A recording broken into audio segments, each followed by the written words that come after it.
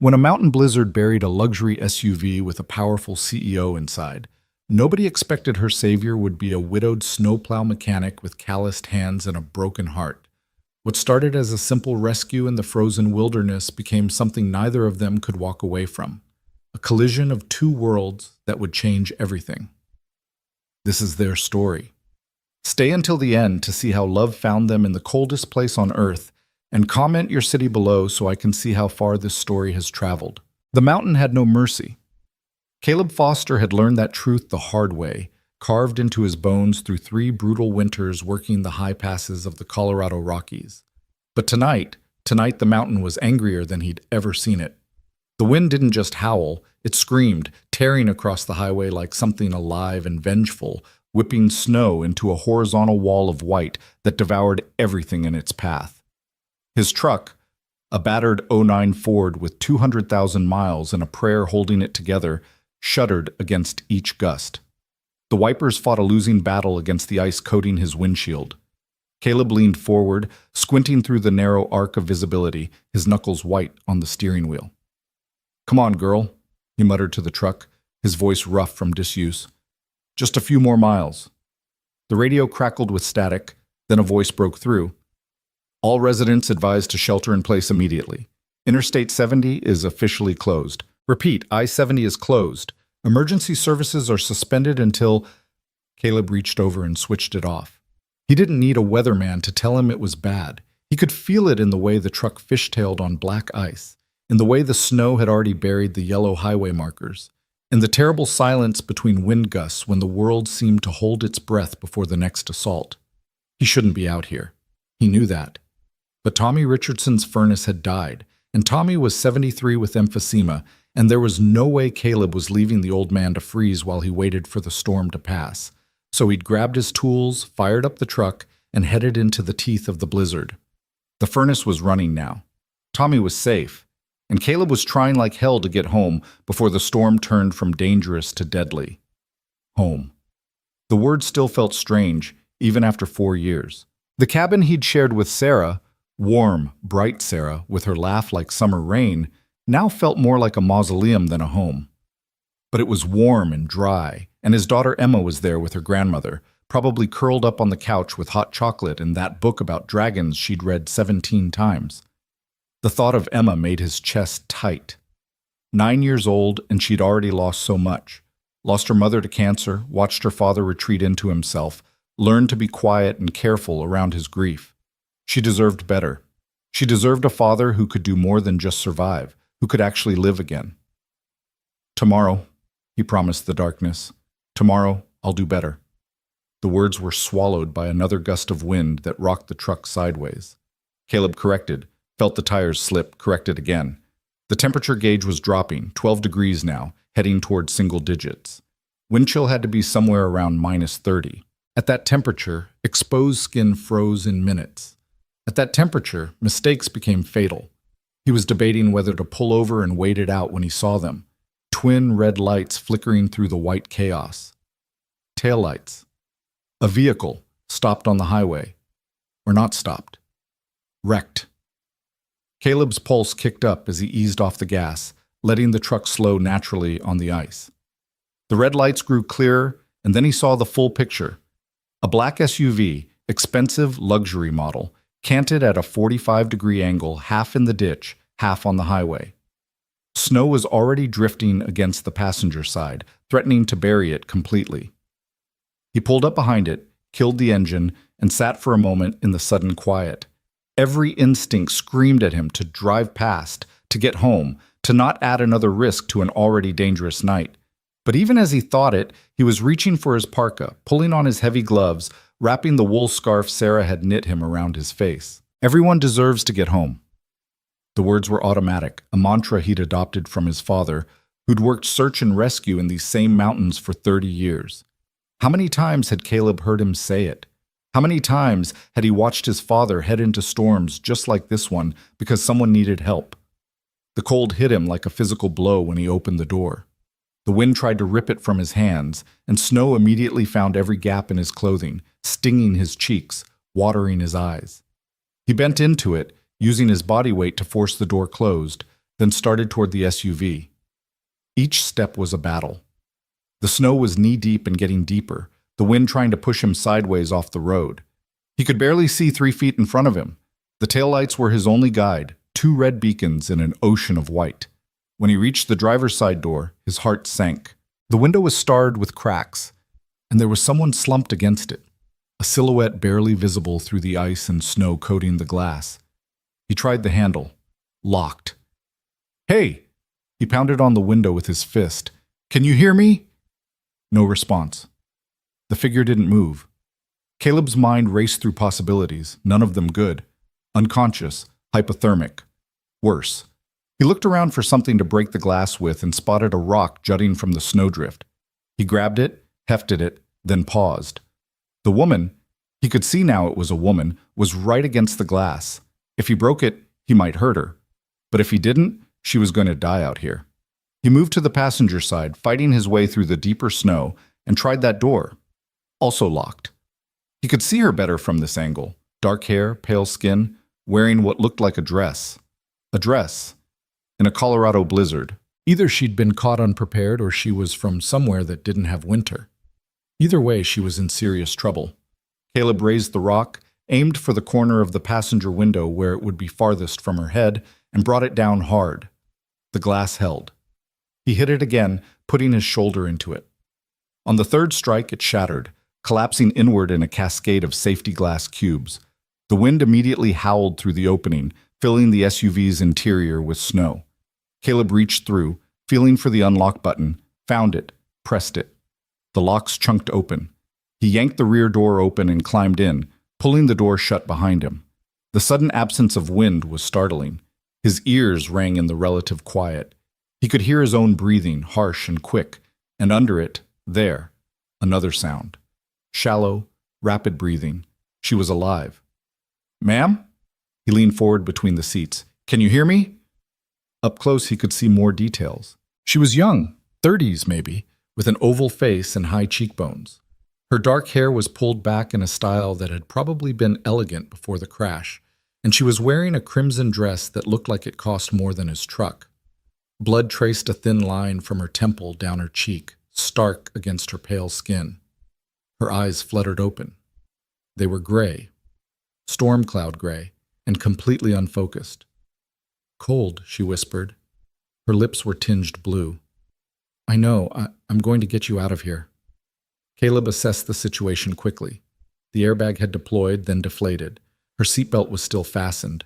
The driver's side door was crumpled from impact. She must have hit something, maybe went into a skid and sideswiped a guardrail or rock face. No way that door was opening. He reached over and unclicked her seatbelt, then carefully turned her toward him, checking for obvious injuries as he moved her. She gasped in pain when he touched her left arm, possible fracture or severe bruising, but nothing seemed life-threatening. The head wound was bleeding but not gushing. Concussion, definitely. Maybe worse. "What's your name?" he asked, trying to keep her talking, keep her conscious. "Ava." The word was barely audible. "Ava Sinclair." "Okay, Ava, I'm Caleb. We need to get you out of here. The storm is only getting worse." She nodded, a tiny movement that made her wince. "My phone. I need my phone. I need to call." "No cell service up here in this weather," Caleb cut her off gently. "And we don't have time. Can you move? Can you walk?" I think so." But when he helped her turn in the seat, she cried out and nearly passed out. Her left leg buckled when she tried to put weight on it. Sprained ankle, maybe broken.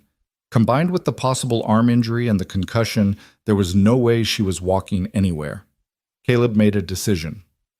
"I'm going to carry you. Put your good arm around my neck. I can—" "You can't," he said firmly. "And we're out of time. Trust me." Maybe it was the authority in his voice, or maybe she was too weak to argue, but she complied. Her arm went around his neck, light as a bird's wing. She weighed nothing, or maybe the adrenaline coursing through him made her feel that way. He maneuvered her out of the car awkwardly, trying not to bang her injured arm or leg against the doorframe. The moment they emerged from the SUV, the wind tried to rip her from his arms. Snow pelted them like tiny bullets. Ava buried her face against his shoulder with a small sound of fear. "Hold on tight," Caleb shouted over the wind. "Don't let go, no matter what." He felt her grip tighten fractionally. Then he turned toward his truck and started walking. It was only 50 feet. It might as well have been 50 miles. Each step was a calculated risk on the ice underneath the snow. Fall, and they'd both be in trouble. The wind pushed and pulled, trying to knock them down. His arms burned with Ava's weight, his legs screaming as he forced them to lift, push forward, lift again. Snow found its way down his collar, under his gloves, into his boots. He couldn't feel his face anymore. Everyone deserves to get home. 20 feet, 30. He could see his truck now, a darker shadow in the white. Almost there. A gust of wind slammed into them like a fist. Caleb staggered, his boots skidding on ice. For a terrifying moment, they were going down. He twisted, taking the impact on his shoulder instead of on Ava, and somehow kept his feet. Pain lanced up his arm. He ignored it. 10 feet. 5. He got the door open one-handed, practically fell into the truck with Ava still in his arms. She was shaking uncontrollably now, her teeth chattering so hard he could hear them clicking. Hypothermia setting in fast. He laid her across the bench seat, cranked the heat to maximum, and grabbed the emergency blanket from behind the seat.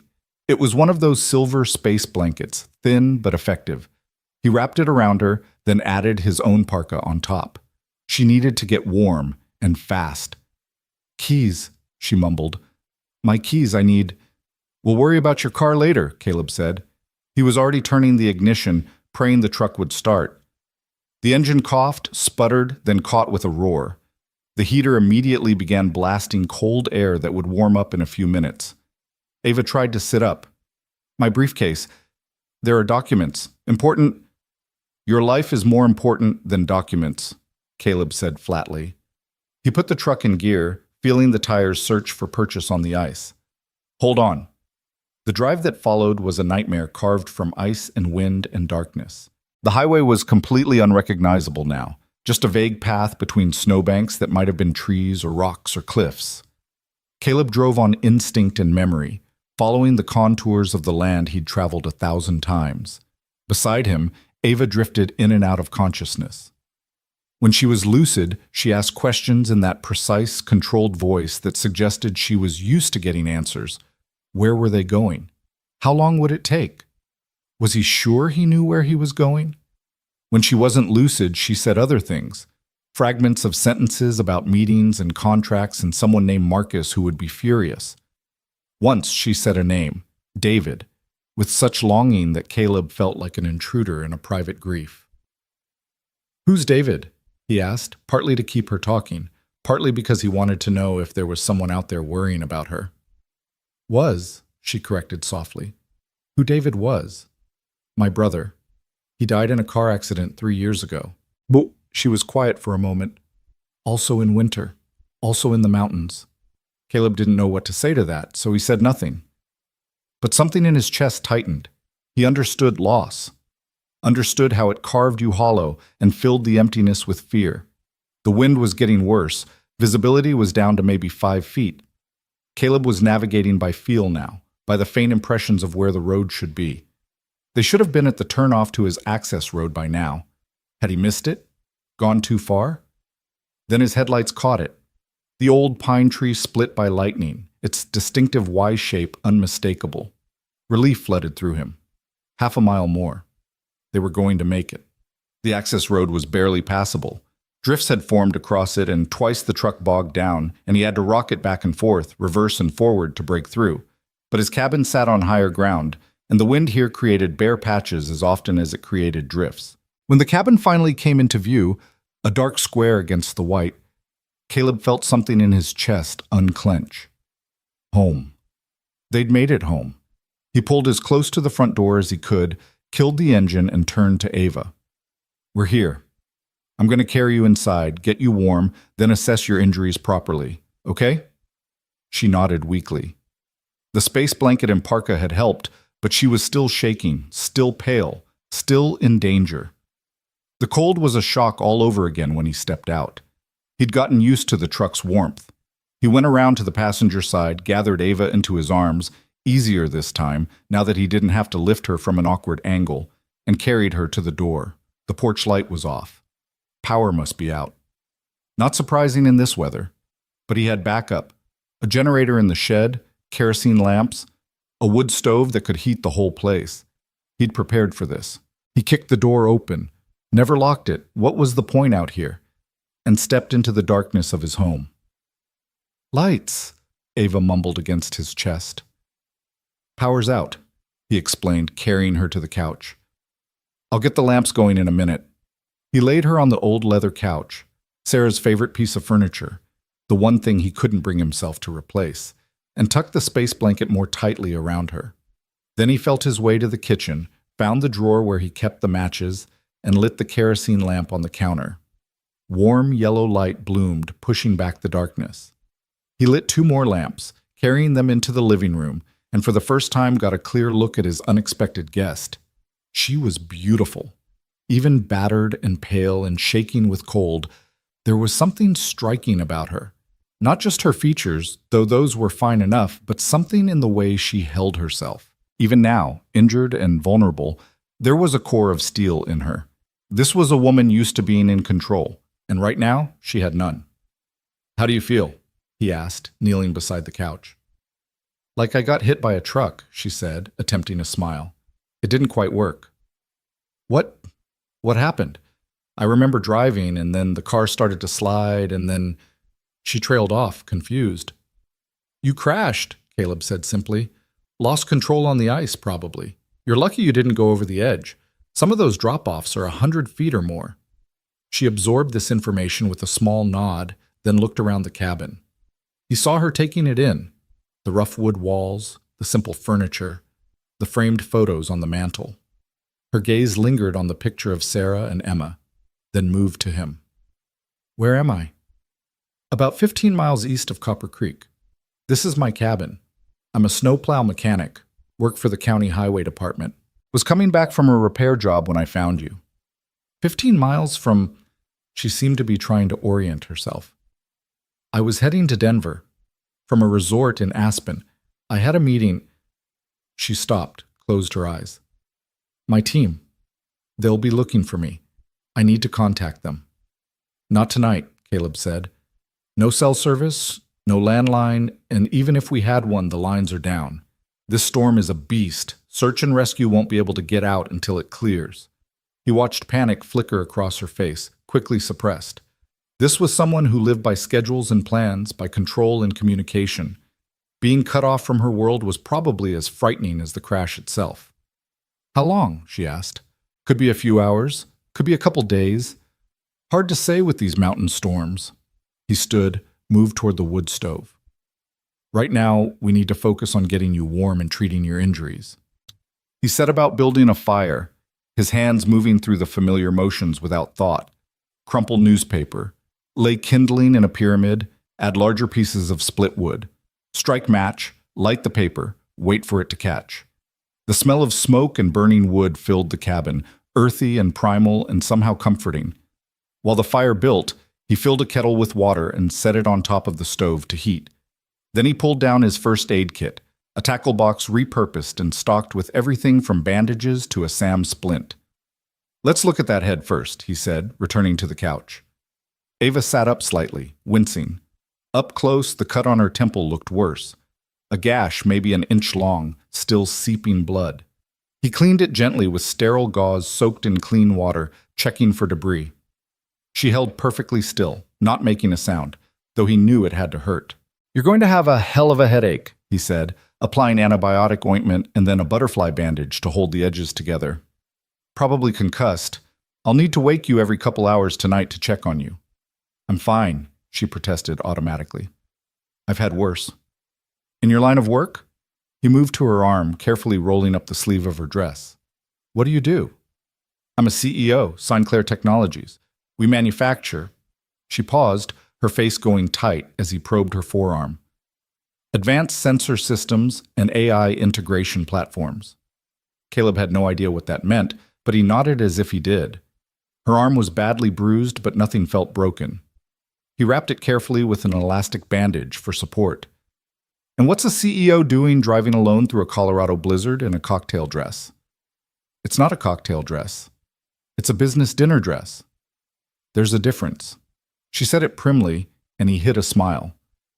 Even half frozen and injured, she had pride. I was at a charity gala in Aspen. Major donors, potential investors. I left early to make an evening flight from Denver. Obviously, I didn't make it. Obviously.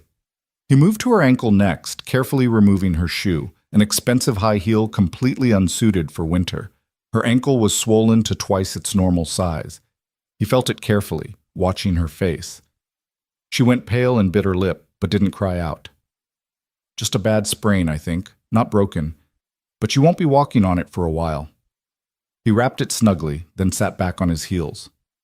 That's the best I can do for now. You should get out of that dress and into something dry. I have some clothes that might... I'm fine in this, she cut him off. But her shaking betrayed her. The dress was silk, soaked through from snow, offering no warmth. You'll get hypothermia, Caleb said flatly. Your core temperature has already dropped. You need dry clothes and you need them now. They stared at each other, a battle of wills. She was used to being in charge, he realized. Used to making decisions and having them followed. But this wasn't her boardroom. This was survival. I'll get you something, he said, standing. You can change behind that screen over there. He went to his bedroom, hadn't been able to bring himself to sort through Sarah's things, so her clothes still hung in the closet next to his, and pulled out sweatpants, a flannel shirt, wool socks. Sarah had been taller than Ava, but it would be close enough. When he returned, Ava was trying to stand, using the couch arm for support. Her injured ankle gave out immediately, and she would have fallen if he hadn't crossed the room in 3 quick strides and caught her. Stubborn, he muttered. Independent, she corrected, but she was breathing hard, clearly in pain. There's a difference. Not always. He helped her behind the standing screen, a relic from when the cabin had been his grandfather's. Call if you need help. I won't. But 2 minutes later, he heard a frustrated sound, and she said, The zipper. On the dress. I can't reach it. Caleb moved to the screen's edge, keeping his eyes averted. Which side? Left. He reached around blindly, found the zipper, drew it down. His knuckles brushed her back, skin cold as marble. She shivered, and he quickly pulled his hand away. Thank you, she said quietly.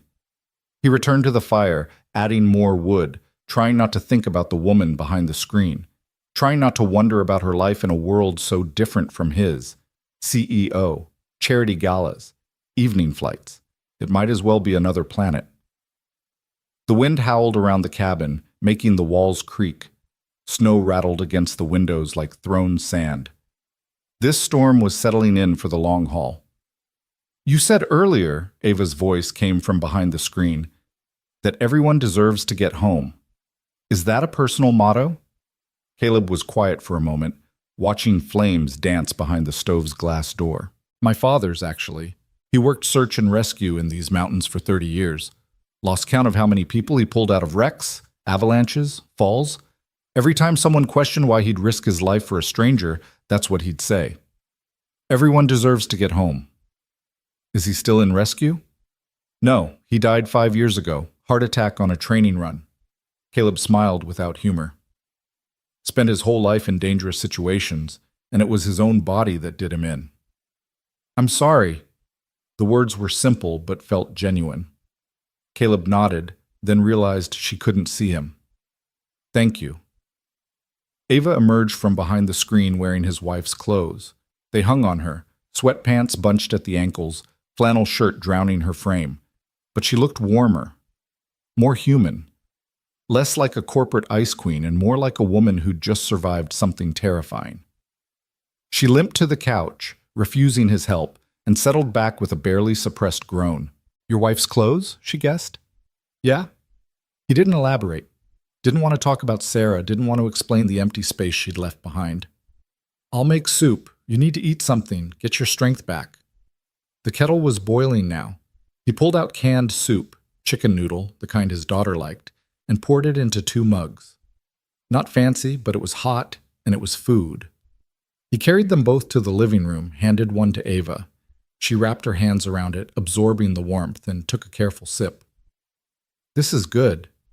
It was the kind of polite thing people said even when food wasn't good, but Caleb let it slide. He sat in the armchair across from her, his chair, worn to the shape of his body from countless evenings, and drank his own soup in silence. Outside, the storm raged. Inside, the fire crackled and the lamps cast dancing shadows.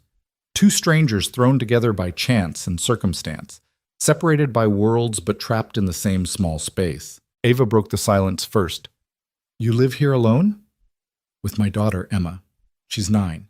She's with her grandmother tonight in town, Sarah's mother. I was supposed to pick her up tomorrow, but..."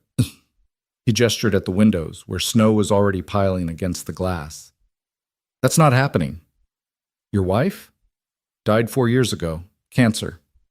The words came easier now, worn smooth by repetition. Like a stone in his pocket he'd carried so long he sometimes forgot it was there. "I'm so sorry, Caleb." Ava's voice was soft. I can't imagine." "You learn to carry it," he said simply.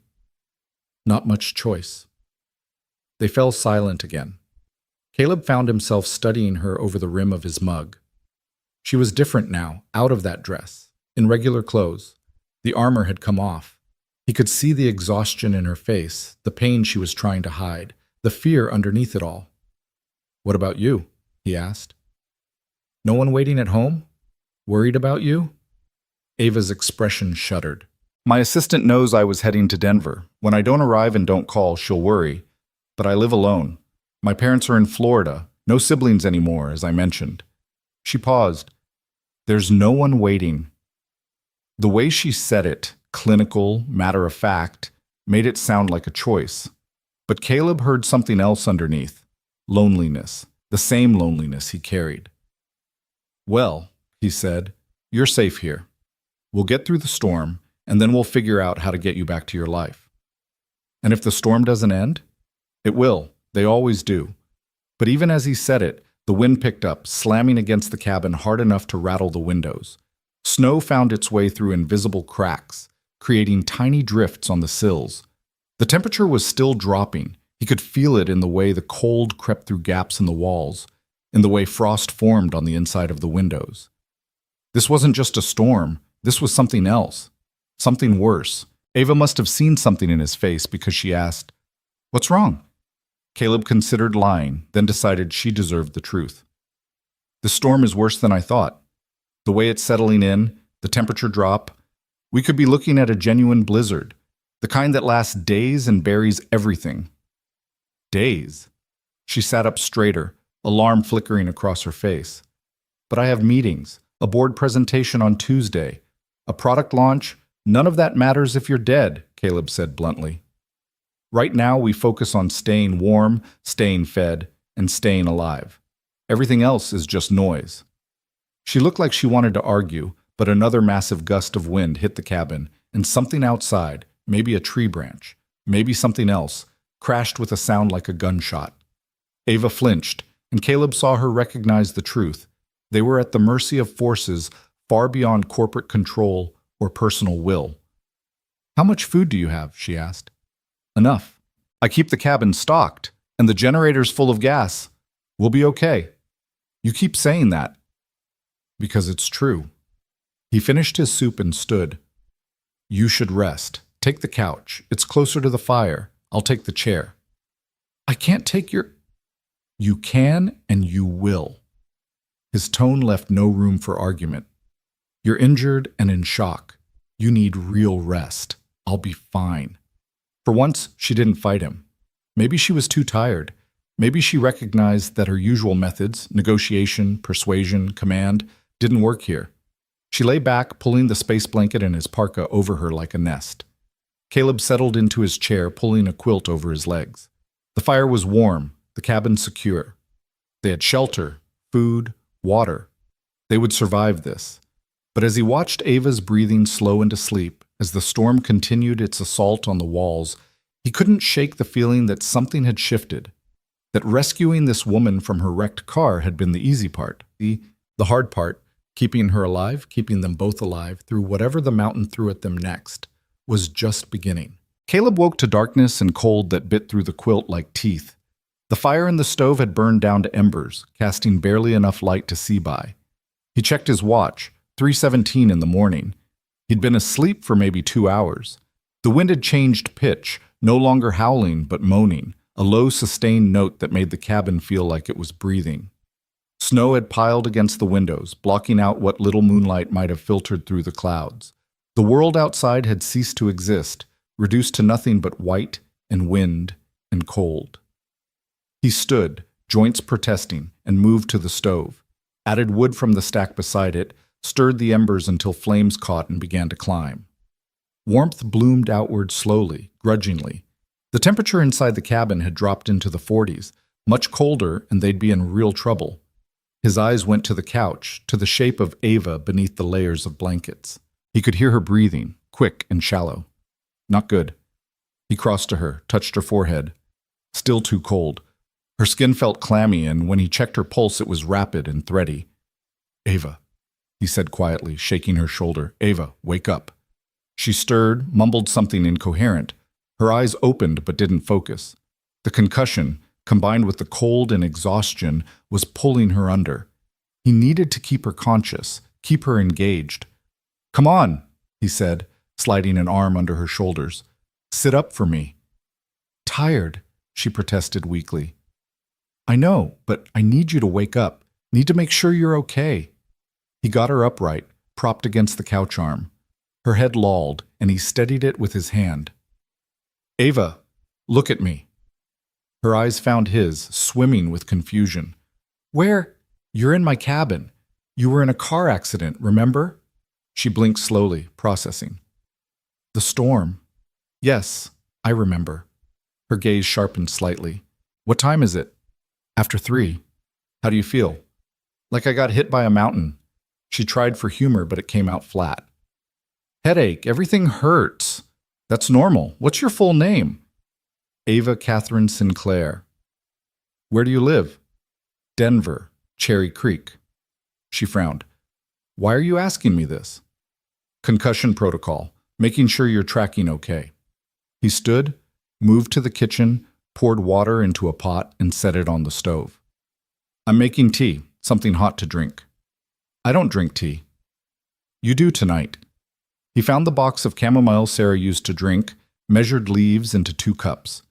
Waited for the water to heat, watching Ava from the corner of his eye. She was looking around the cabin now, taking in details she'd been too disoriented to notice before. Her gaze lingered on the photographs on the mantel. "Your wife was beautiful." Caleb followed her line of sight to the picture of Sarah, laughing, her hair catching sunlight, Emma, as a toddler, in her arms. It had been taken at the county fair 6 months before the diagnosis, before everything changed. "Yeah," he said quietly. "She was. How did you two meet?" He poured hot water over the tea leaves, considering whether he wanted to answer. But there was something about the hour, the isolation, the strangeness of having a stranger in his home that made him willing to share what he normally kept locked away. "High school," he said, bringing the cups over. "She was the new girl, moved here from California. Hated the cold, hated the snow, swore she'd leave the minute she graduated." He handed Ava a cup, then settled back in his chair. "We started dating senior year. Everyone said it wouldn't last, including Sarah's parents. But it did. 13 years. We got married young, too young, everyone said. I was working at the county garage. She was taking online classes to finish her teaching degree. We were broke and happy." He sipped his tea, tasting memories as much as chamomile. "Emma came along when we were 23. Unplanned, but wanted. Sarah got a job at the elementary school. We bought this cabin for nothing because it was falling apart, spent 5 years fixing it up ourselves."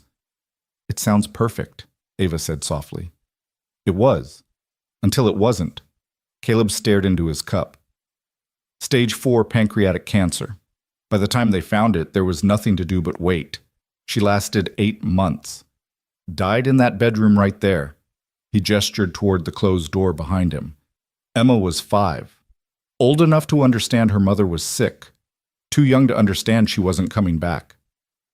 The wind moaned around the cabin, filling the silence that followed. Ava cradled her cup in both hands, and when she spoke, her voice was rough with emotion. "My brother David was 29 when he died. Car accident on Vail Pass. Black ice, just like what I hit tonight. He was brilliant, double doctorate, published researcher, The kind of person who made everyone around him smarter just by being in the room. She paused. He was also my business partner. We founded Sinclair Technologies together. After he died, I threw myself into work, built the company into what it is today, told myself it was honoring his memory. But really, she trailed off, looking away. Really, you were running, Caleb finished quietly. Her eyes snapped to his, startled. Then she nodded slowly. Yes, running, because if I stopped, if I let myself feel it. She didn't finish the sentence. She didn't need to. I get it, Caleb said. After Sarah died, I did the same thing. Worked 70, 80-hour weeks. Took every emergency call, every overtime shift. Told myself Emma was better off with her grandmother, that I was providing for her. Truth was, I couldn't stand to be in this cabin without Sarah. Couldn't stand to see Emma's face and see Sarah looking back at me. He set his cup down. Took me 2 years to realize I was abandoning Emma just like Sarah had been taken from her, that she'd lost both parents, not just one. What changed? Emma's teacher called me, said Emma was acting out, falling behind in school, asked if everything was okay at home. He rubbed his face, remembering the shame of that conversation. I didn't even know, hadn't been paying attention, so I cut my hours, started coming home, started being a father instead of just a provider. We're still figuring it out, but at least now I'm present for it. Ava was quiet for a long moment, then said, I don't have anyone to call me. No one to tell me I'm getting it wrong. Maybe that's not true. Maybe you're just not listening. She looked at him sharply, then away. Touched a nerve, he thought. Good. Sometimes nerves needed touching. The fire crackled, settling into itself.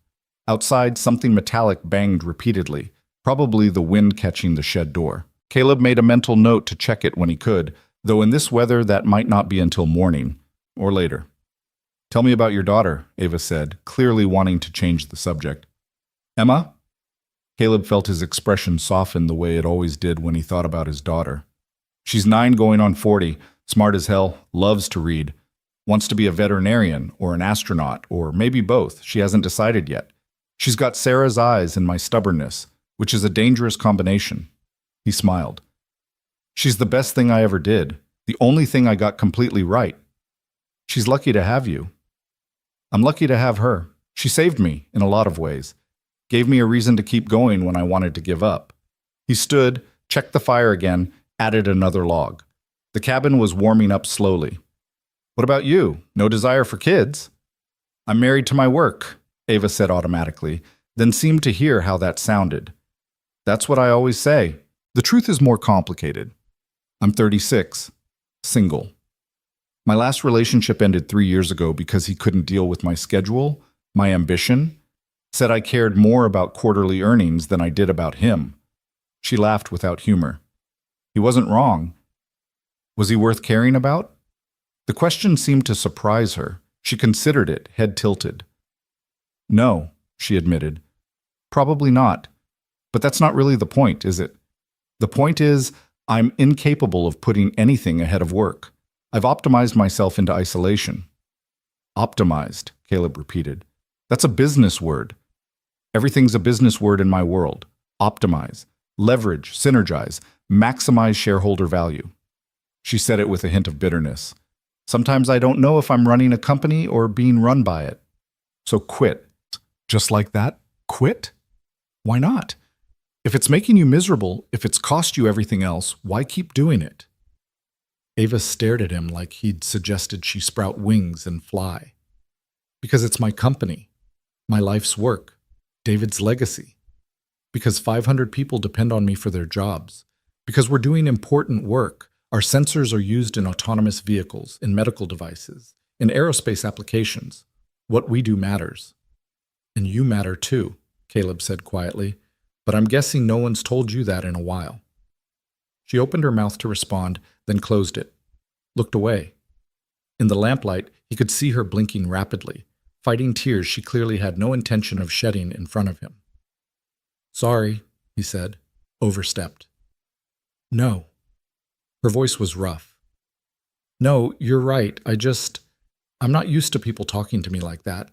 Everyone in my life either wants something from me or works for me. No one tells me what I need to hear. Well, I don't want anything, and I definitely don't work for you, so I guess that makes me uniquely qualified. He offered a small smile. For whatever that's worth. She smiled back, tentative, but real. It's worth more than you know. They fell into a comfortable silence, sipping their tea, listening to the storm. Caleb found himself studying her again. The elegant line of her neck, the way she held her cup like it was fine china instead of a chipped mug, the intelligence in her eyes even dulled by pain and exhaustion. She was so far outside his experience, this woman. Might as well be from another planet. Yet here they were, two damaged people thrown together by chance, sharing truths in the dark. You should try to sleep again, he said eventually. It's going to be a long day when the sun comes up, if it comes up. What do you mean, if? Sometimes these storms are so thick you can't see the sun even at noon. Everything just stays gray. He took her empty cup, set both in the sink to wash later. But we'll be okay. I promise. You can't promise that, Ava said. But she was already lying back down, pulling the blankets up. No one can promise that. Watch me. He settled into his chair, wrapped the quilt around himself. Get some rest. He thought she might argue more, but exhaustion won. Within minutes, her breathing had evened out into sleep. Caleb stayed awake, watching the fire, listening to the wind, thinking about the strange turn his night had taken. He'd woken up yesterday morning with a simple plan. Fix Tommy's furnace, get home, spend the evening working on Emma's birthday present, a wooden jewelry box he was carving. Instead, he'd driven into a blizzard and pulled a CEO from a wrecked SUV, and now she was sleeping on his couch, wearing his dead wife's clothes while the worst storm in years tried to tear his cabin apart. Life was funny that way. Made plans and laughed when you tried to follow them. The hours crawled past. Caleb dozed in fits and starts, waking every 30 minutes or so to check the fire, to check on Ava, to listen to the storm's progress. Around 5, he gave up on sleep entirely and made coffee using the pot on the stove. The familiar ritual was grounding, measure grounds, add water, wait for it to percolate. The smell filled the cabin, rich and dark. He was on his second cup when Ava stirred, blinked awake. Gray morning light, dim and reluctant, filtered through the snow-covered windows. She sat up slowly, wincing. Morning, Caleb said. Coffee? God, yes. She pushed hair out of her face, looking rumpled and more human than she had last night. What time is it? Little after 6. He poured her a cup, brought it over. How's the head? Pounding. The ankle's worse. She accepted the coffee gratefully, inhaled the steam. Thank you. For this. For everything. Just doing what anyone would do. No, she said firmly. Not anyone. Most people would have driven past, especially in weather like this. You risked your life to help a stranger. Caleb shrugged, uncomfortable with her gratitude. Everyone deserves to get home, remember? But I didn't get home. I got here instead. She looked around the cabin again, and something in her expression had shifted. Maybe that's not a bad thing. Before Caleb could respond, a tremendous crack echoed through the cabin. The whole structure shuddered. Ava's eyes went wide with fear. What was that? Caleb was already moving to the window, brushing snow away from the glass to peer out. What he saw made his stomach drop. A massive pine tree, one of the tall ones that stood sentinel on the north side of the property, had split under the weight of snow and ice. The top half had fallen, missing the cabin by maybe 10 feet, but taking out the power line that ran to the generator shed. Sparks flickered briefly in the gray morning before dying out. Damn, he breathed. What is it? Tree came down, took out the line to the generator. He turned back to her, calculating. We're okay for now. Stove provides heat. We have kerosene lamps for light, but without the generator, we can't pump water from the well. How much water do we have? Couple gallons in jugs, maybe another gallon in the kettle and pots. Enough for drinking, cooking, cleaning injuries, but that's it until I can fix the line. He looked out at the storm, which showed no signs of abating. And I can't fix it in this weather. Ava absorbed this with a nod, and he saw her shifting into problem-solving mode. Okay, so we ration water, prioritize uses, and wait for the storm to clear. That's the plan. What else could go wrong? Caleb didn't answer that. In his experience, asking what else could go wrong was the surest way to find out. The morning passed slowly. Caleb made breakfast, oatmeal cooked on the stove, sweetened with honey and dried cranberries. Ava ate mechanically, staring at nothing. He recognized the look, the mental distance that came from being forcibly disconnected from your normal life. She was probably thinking about all the things she was missing, all the people trying to reach her, all the chaos her absence was creating. "They'll manage," he said quietly. She looked up, startled. "What?" "Your company, your assistant, whatever crisis you're worried about. They'll manage without you for a few days." "You don't know that." "Sure I do. You wouldn't have hired people who fall apart the second you're not there. That'd be bad business." He took her empty bowl, set it aside. "Give them some credit." "It's not about credit, it's about responsibility. I have obligations, and sometimes obligations have to wait," Caleb cut her off gently. "Sometimes the universe forces us to stop, to sit still, to be instead of do." He gestured at the windows, at the white void beyond. "Look at this as a gift instead of a crisis." "A gift?" She almost laughed. "I'm trapped in a cabin with a stranger, injured, cut off from everything, with a storm that might kill us both. That's not a gift." "Depends on your perspective. You're alive. You're warm. You're fed. You're safe. And for the first time in how long, you have absolutely nothing you can do about work. You have permission, forced permission, but still to just exist." He met her eyes. "When's the last time you took a day off?" She opened her mouth to answer, then closed it, frowned. I don't remember." "Exactly." They were quiet for a moment, the only sound the crackling fire and the endless wind. Then Ava said, "You're a very strange man, Caleb Foster."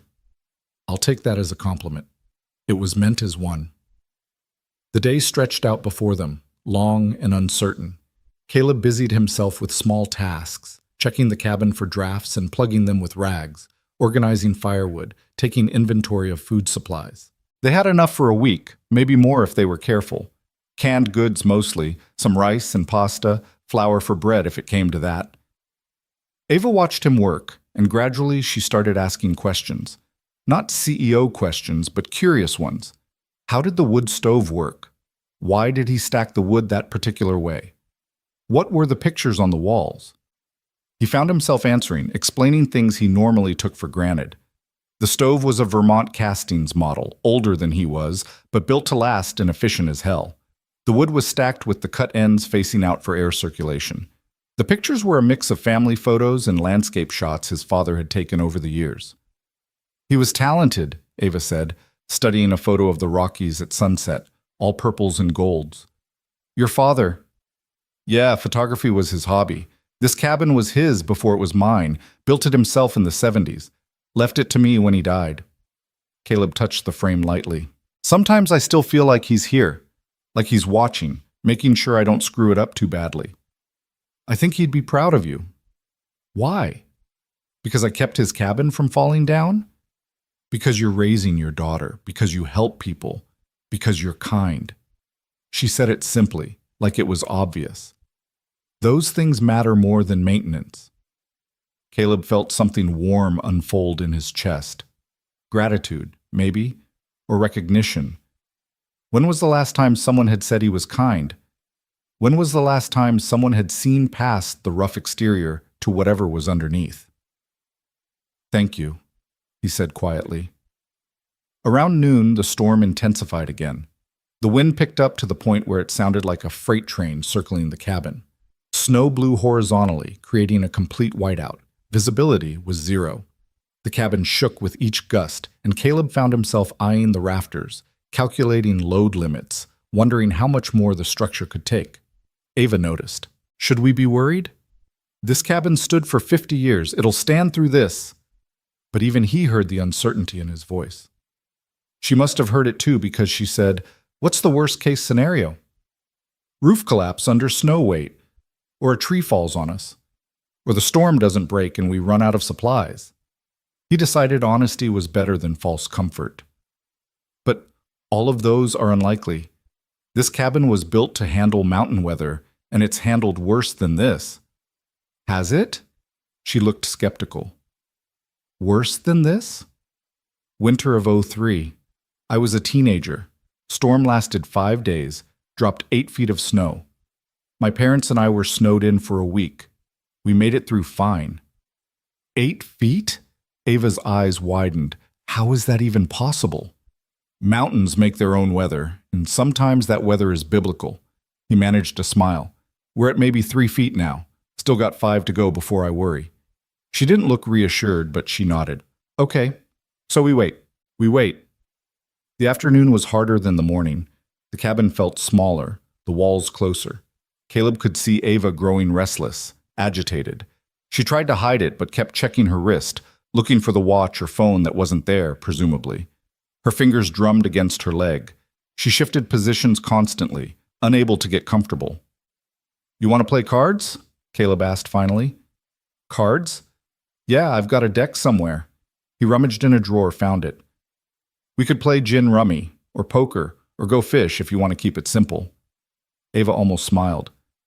I haven't played cards since college. Good. Then I might actually win. He dealt out hands for gin rummy, explained the rules, and they settled into playing. It was awkward at first. She kept trying to make it competitive, to find angles and strategies, but gradually she relaxed into it, started making jokes when she lost, started laughing when he made a particularly stupid play. They played until the light began to fade, until Caleb had to light the lamps again. Then they cooked dinner together, Ava chopping vegetables one-handed while Caleb heated a pot of chili. She moved carefully, favoring her injured arm and ankle, but she insisted on helping.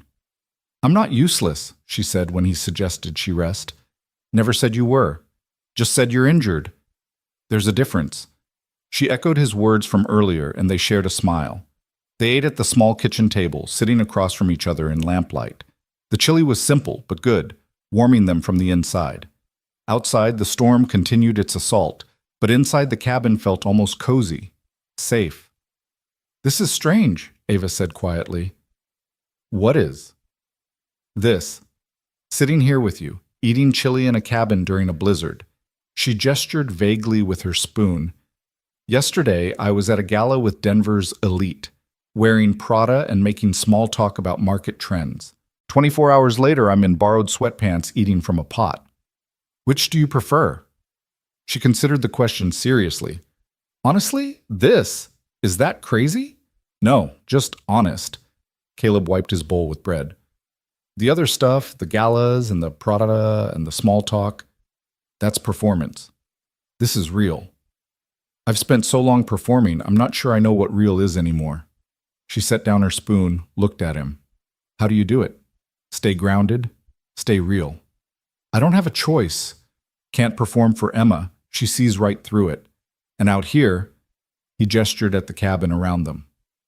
Out here, nature doesn't care about your act. It just is what it is. You adapt or you die.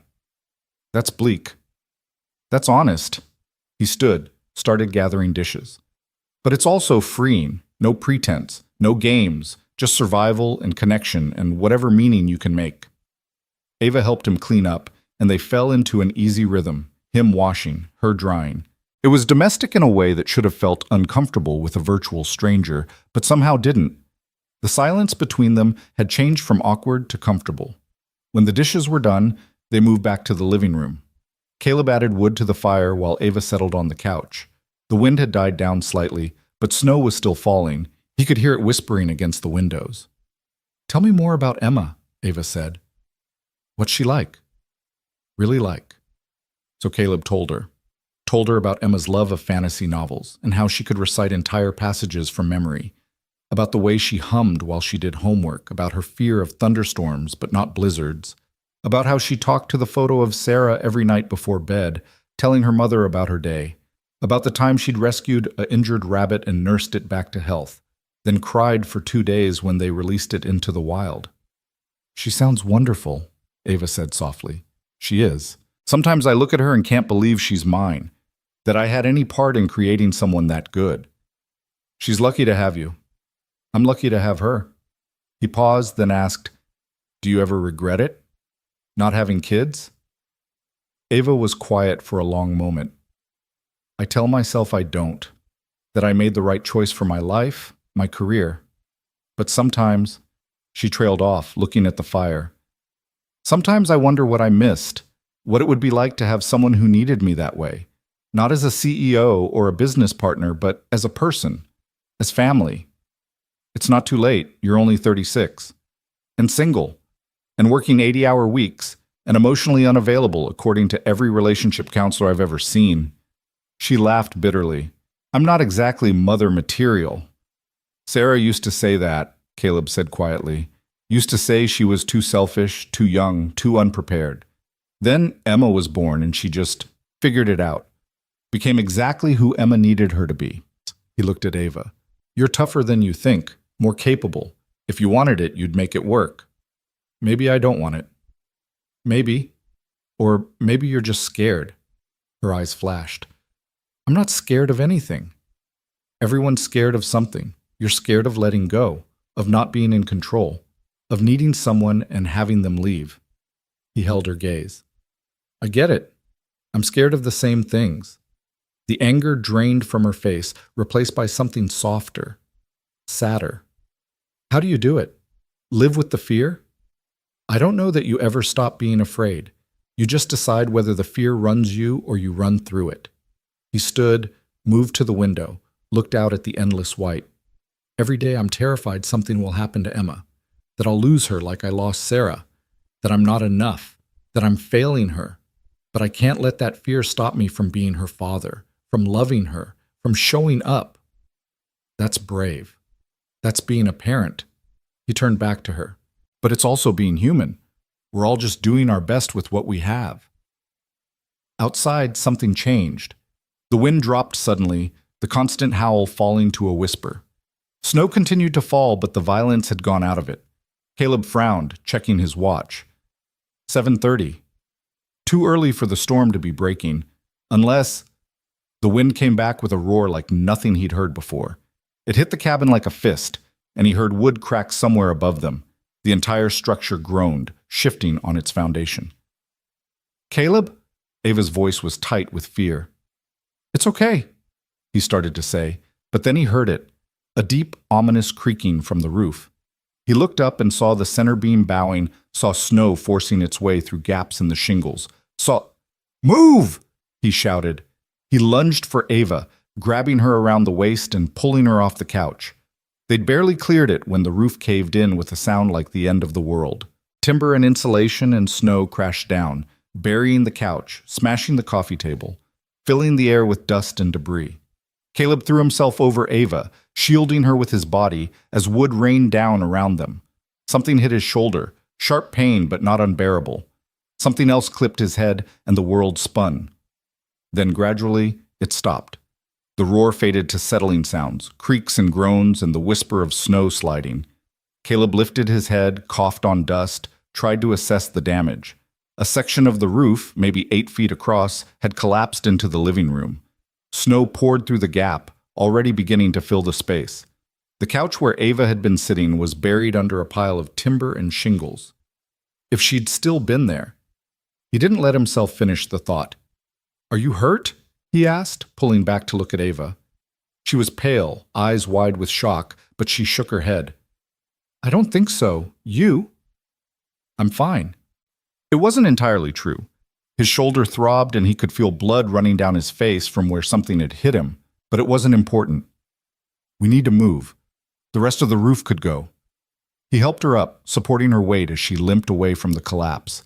They made it to his bedroom, the farthest point from the damaged section, and he shut the door behind them as if that might somehow help. The bedroom was smaller, darker.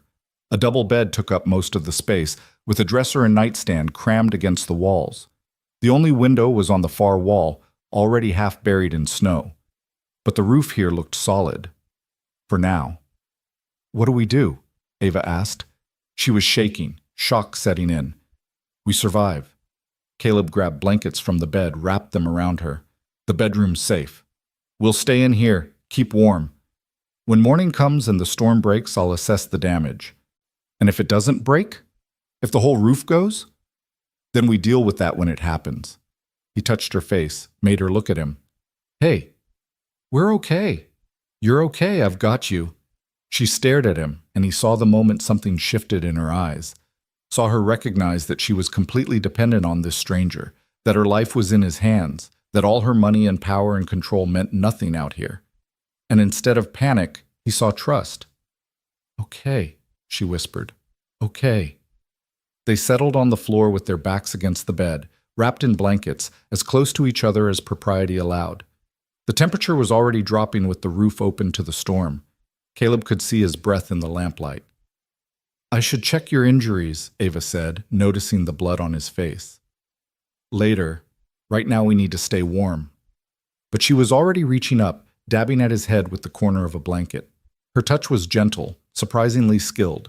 You saved my life, she said quietly. Again. Just making sure everyone gets home. Is that all I am to you? Everyone? She looked at him, and in the flickering light he saw something in her expression that made his breath catch. Because you're not just anyone to me. Caleb didn't know what to say to that. Didn't know what it meant or how to respond, so he did the only thing he could think of.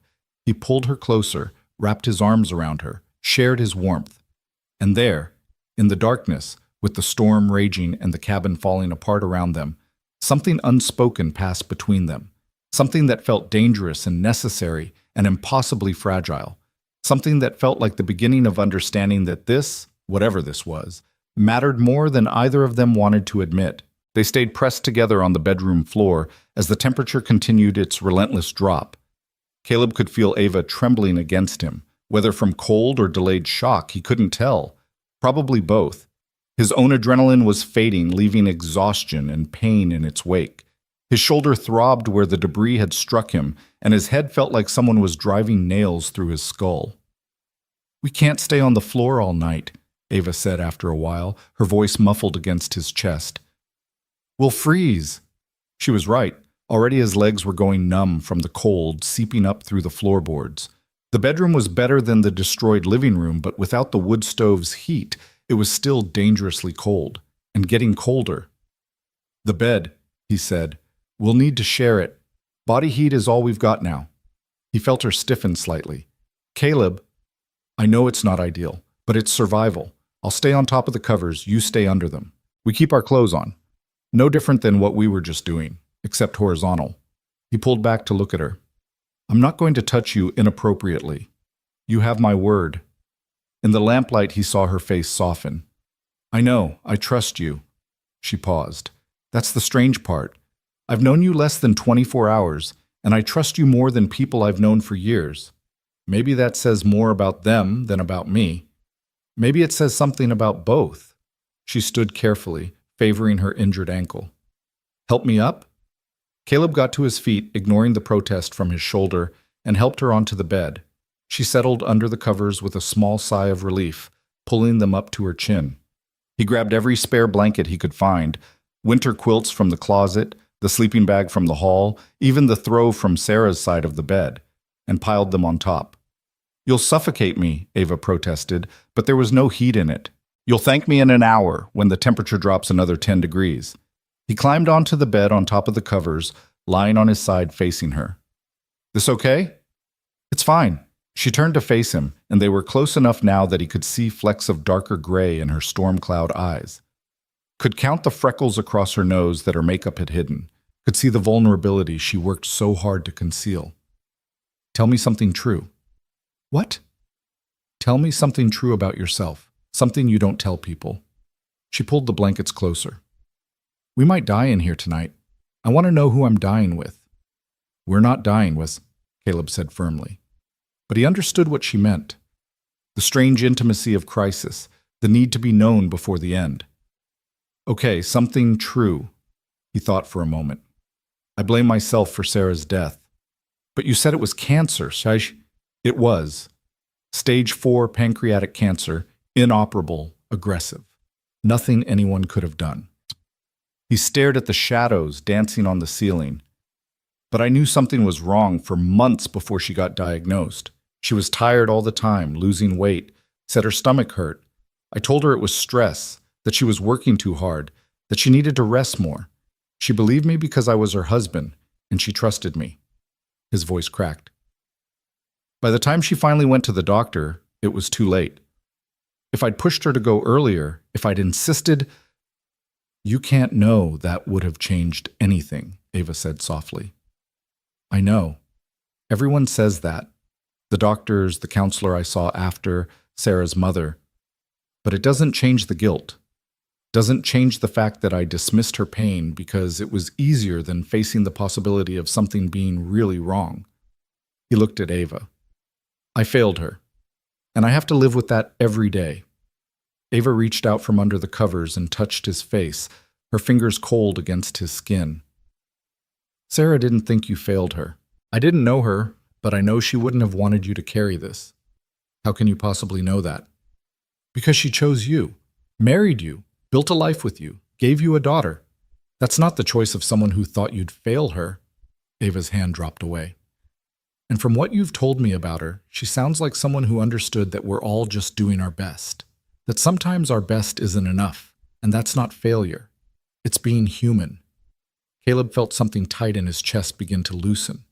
4 years he'd carried this weight, this certainty of his own failure. Hearing someone else say it wasn't his fault should have felt hollow, should have bounced off the armor of his guilt. But coming from Ava, this stranger who had no reason to comfort him, who had nothing to gain from the lie, it felt different, felt true. "Your turn," he said, his voice rough. "Something true."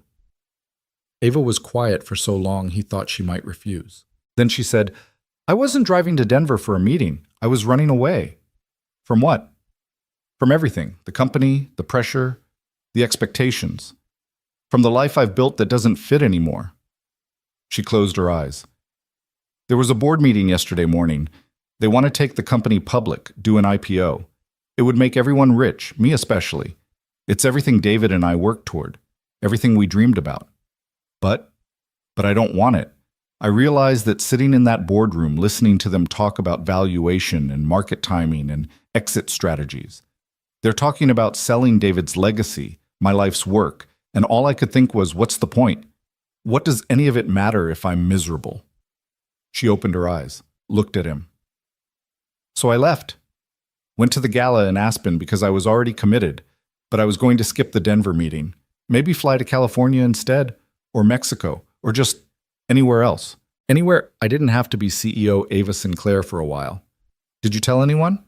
"No, I just left. Got in my car and drove into a blizzard like an idiot." She laughed without humor. "Guess the universe decided if I wanted to run away from my life, it would help me do it thoroughly." "Or maybe," Caleb said slowly, "the universe decided you needed to stop running, needed to be still long enough to figure out what you actually want." "And what do I want?" "That's your answer to find, not mine." He shifted slightly, trying to ease the pressure on his shoulder. "But I'll tell you what I see. I see someone who's brilliant and capable and so busy taking care of everyone else that she forgot to take care of herself. Someone who measures her worth by her productivity instead of her humanity. Someone who's terrified that if she stops moving, stops achieving, she'll discover there's nothing underneath." Ava stared at him, and he saw her eyes fill with tears. "You see too much. Just what you're letting me see." He reached out, caught a tear with his thumb before it could fall. "For what it's worth, I think you're worth more than any company, worth more than any achievement or title or quarterly earnings report. You're worth something just because you exist." "I don't know if I believe that." "You don't have to, not yet. But maybe that's what this is for. This forced stop, this time outside your normal life. Maybe you're supposed to learn to just be Ava, not CEO Ava or business partner Ava or anyone else. Just you." She turned her face into his hand, and for a moment they stayed like that, her tears wetting his palm, his thumb stroking her cheek. The wind howled outside, snow continued to fall through the collapsed roof in the next room, and the cold crept closer with every passing minute. But in that small space, on that bed, something warm was building between them, something neither of them had names for yet. "I'm scared," Ava whispered, "of the storm, of this. Of feeling this much. I've spent so long not feeling anything that this is—" She trailed off, searching for words. "Overwhelming, terrifying. I don't know how to do this." "Do what?" Be vulnerable. Need someone. Trust that they won't leave. Her eyes found his. Everyone leaves eventually, Caleb. My brother died. My parents moved across the country. Every relationship I've had has ended. I learned a long time ago that the only person I can count on is myself. I get that. I really do. After Sarah died, I swore I'd never let anyone in again. It hurt too much to lose her. Why would I risk feeling that again? He moved closer until they were sharing breath. But Emma needed me to be more than my pain, needed me to show her that love is worth the risk of loss. And slowly I realized Sarah wouldn't want me to close myself off. She'd want me to live. It's not the same. You have Emma, a reason to keep going, to stay open. I have a company and an empty condo and a calendar full of meetings that don't matter. Then change it. Walk away from the company if it's killing you. Find something that does matter. Start over. He said it simply, as if it were easy, as if burning down your entire life and rebuilding from ash was something anyone could do. I can't just... Why not? What's really stopping you? Not money. You have plenty. Not obligation. You said yourself the board wants to go public, which means they want to buy you out. Not David's memory. He'd want you to be happy, not miserable in his name. Caleb held her gaze. The only thing stopping you is fear. And I understand fear. But I also understand that sometimes we have to walk through it anyway. Ava closed her eyes, and more tears slipped free. You make it sound so simple. It's not simple. It's terrifying and hard, and you'll question yourself every step of the way. But it's better than the alternative, spending the rest of your life in a cage you built yourself. He brushed hair from her face. You deserve more than that. You deserve to be happy. I don't know how to be happy anymore. I don't even know what that would look like. Then maybe that's where you start. Figure out what happiness might look like and move toward it, one small step at a time. They fell silent, the weight of the conversation settling over them like the blankets. Outside, the storm continued its assault, but Caleb thought maybe, it was losing some of its fury. The wind didn't hit quite as hard. The howling had dropped in pitch. Or maybe that was just wishful thinking. Tell me about Sarah, Ava said quietly. Not about her death, about her life. What made her laugh? Caleb smiled at the memory. Stupid jokes. The worse the pun, the harder she'd laugh. And she had this completely ridiculous laugh, like a honking goose. She hated it, tried to cover her mouth when she laughed. But I loved it. Loved that she could be so elegant and poised and then completely lose it over a terrible dad joke. What else? She sang in the shower, off-key, didn't know half the words, made up her own lyrics. She was terrible at cooking, burned everything. But she tried anyway. She collected rocks from every hike we took, labeled them with dates and locations, kept them in jars on the windowsill. His voice softened. She talked to plants like they were people, named them all, threatened to report them to Plant Protective Services if they didn't grow properly. Ava was smiling now. She sounds wonderful. She was. She was messy and warm and so full of life it seemed impossible that she could just stop.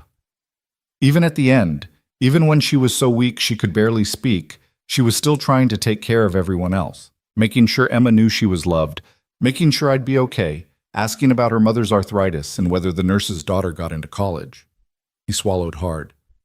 She died worrying about everyone but herself. She sounds a lot like you. I wish. Sarah was better than me in every way that mattered. Kinder, braver, more generous. I'm just trying to live up to the example she set. I think you're succeeding. Ava shifted under the covers, and he felt her hand find his where it rested between them. Her fingers laced through his, tentative, testing. Is this okay? Yeah, Caleb said, his heart suddenly beating faster. This is okay. They lay like that, hands clasped, as the night deepened around them. Caleb could feel exhaustion pulling at him, but he fought it. He needed to stay alert, needed to monitor the cabin's structural integrity, needed to make sure Ava was okay. But Ava's breathing had already slowed into sleep, her face smoothing out, her grip on his hand relaxing but not releasing.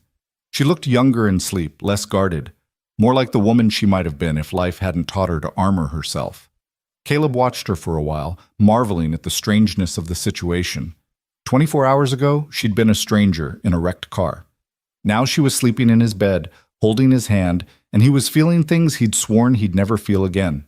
It was too fast, too much, too complicated, and yet it felt inevitable, like they'd been moving toward this moment through all their separate grief and pain and loneliness, like the universe had been waiting for the right storm to throw them together. Eventually, despite his best intentions, his own eyes grew heavy. The cold, the exhaustion, the pain from his injuries, all of it caught up with him at once. He let himself drift, just for a moment, just to rest his eyes. He woke to darkness and cold so intense it hurt to breathe. The lamp had burned out of kerosene probably. The bedroom was pitch black except for a faint gray light coming from under the door. Dawn, maybe, or just the snow's reflection, and the temperature had dropped below freezing. He could see his breath in thick clouds. The water glass on the nightstand had a skim of ice across the top. "Ava," he said urgently, reaching for her. "Ava, wake up." She stirred slowly, too slowly. When he touched her face, her skin was cold, too cold. "No," he breathed. "No, no, no." He threw off his layers and climbed under the covers with her, pulling her against him, sharing his body heat. She was shaking violently, her teeth chattering so hard he could hear them clicking. "Caleb?" Her voice was barely a whisper. "I'm here. I've got you. Stay with me." He wrapped himself around her, rubbing her arms, her back, trying to generate warmth through friction. "Come on, Ava, don't do this. Stay awake. So cold, can't feel. I know it's cold, but you're going to be okay. Just stay with me." He kept talking, kept moving, kept fighting the cold that was trying to steal her away. His own body heat was all he had to give, and he gave it freely, holding nothing back. Minutes crawled past. Or maybe hours. Time lost meaning in the darkness. All that mattered was keeping Ava alive, keeping her warm, keeping her with him. Gradually, so gradually he almost didn't notice at first, she stopped shaking. Her breathing evened out. Her skin warmed fractionally under his hands. "Caleb?" Her voice was stronger now, more present. "I'm here. You're in the bed with me." "Yeah, you were hypothermic. I had to." He didn't pull away, didn't create distance. They were past the point of propriety. "How do you feel?" "Like I've been dipped in ice and wrung out."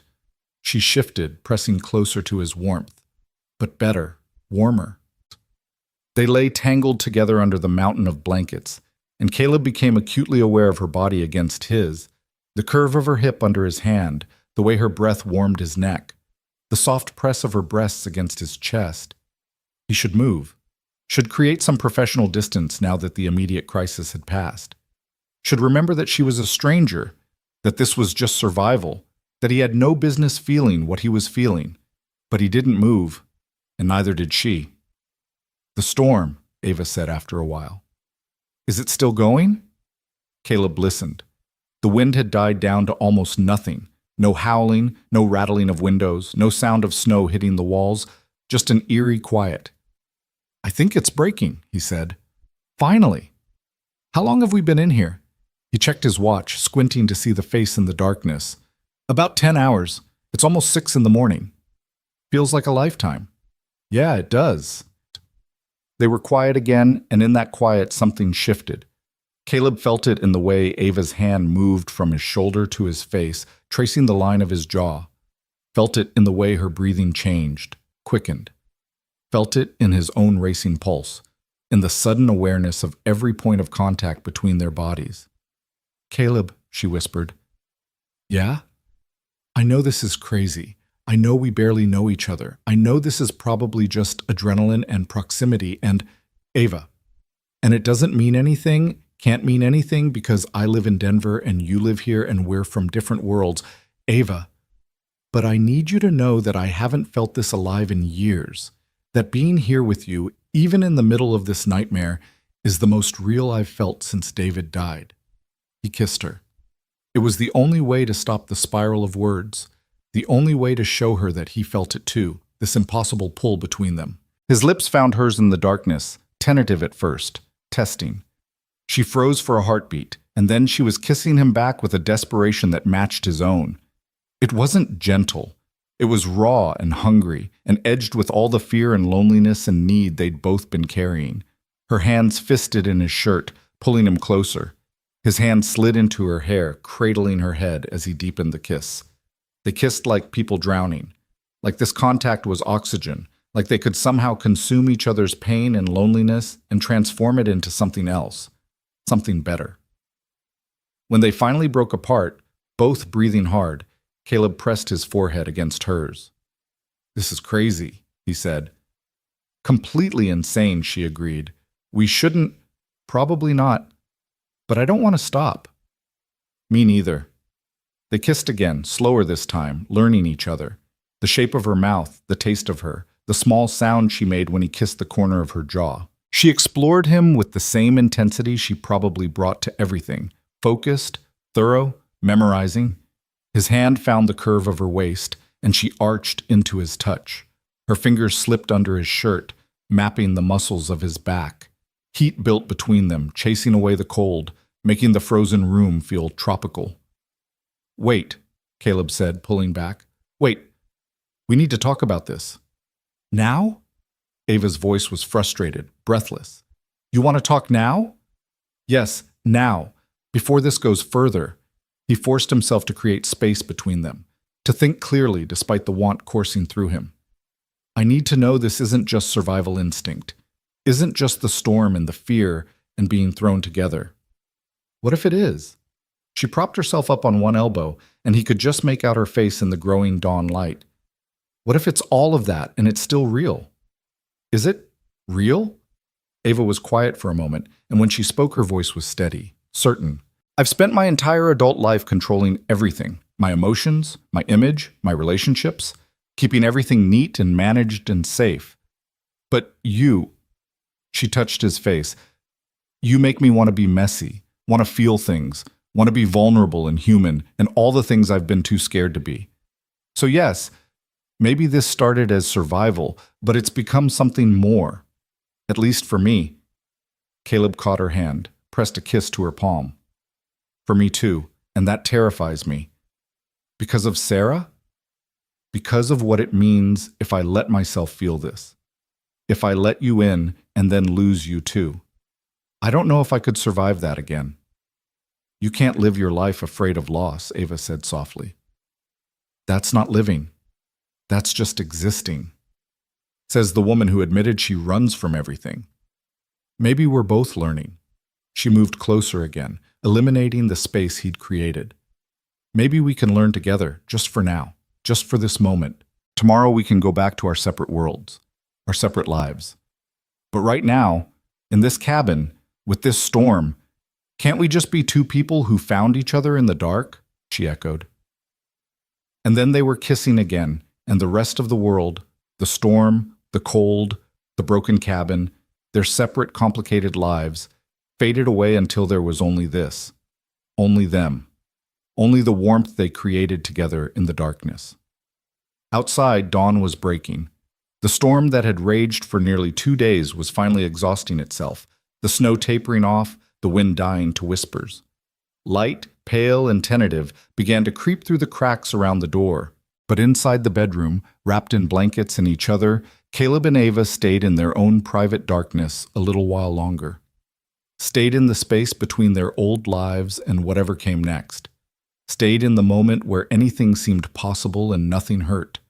When they finally pulled apart again, both flushed and breathing hard, Caleb smoothed her hair back from her face. "We should check the cabin, see how bad the damage is." "Not yet," Ava said. 5 more minutes, please." So they lay together, tangled and warm, as the light grew stronger. As the impossible night gave way to an uncertain morning, as the storm that had brought them together finally, mercifully, broke, Caleb knew they'd have to face reality soon. Have to deal with the collapsed roof and the cold and the question of rescue.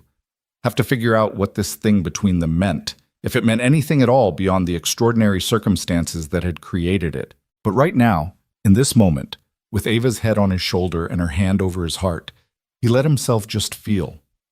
Let himself be present in a way he hadn't been since Sarah's death.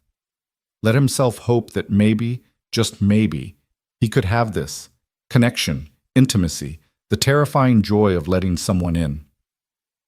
Caleb? Ava's voice was soft. Yeah?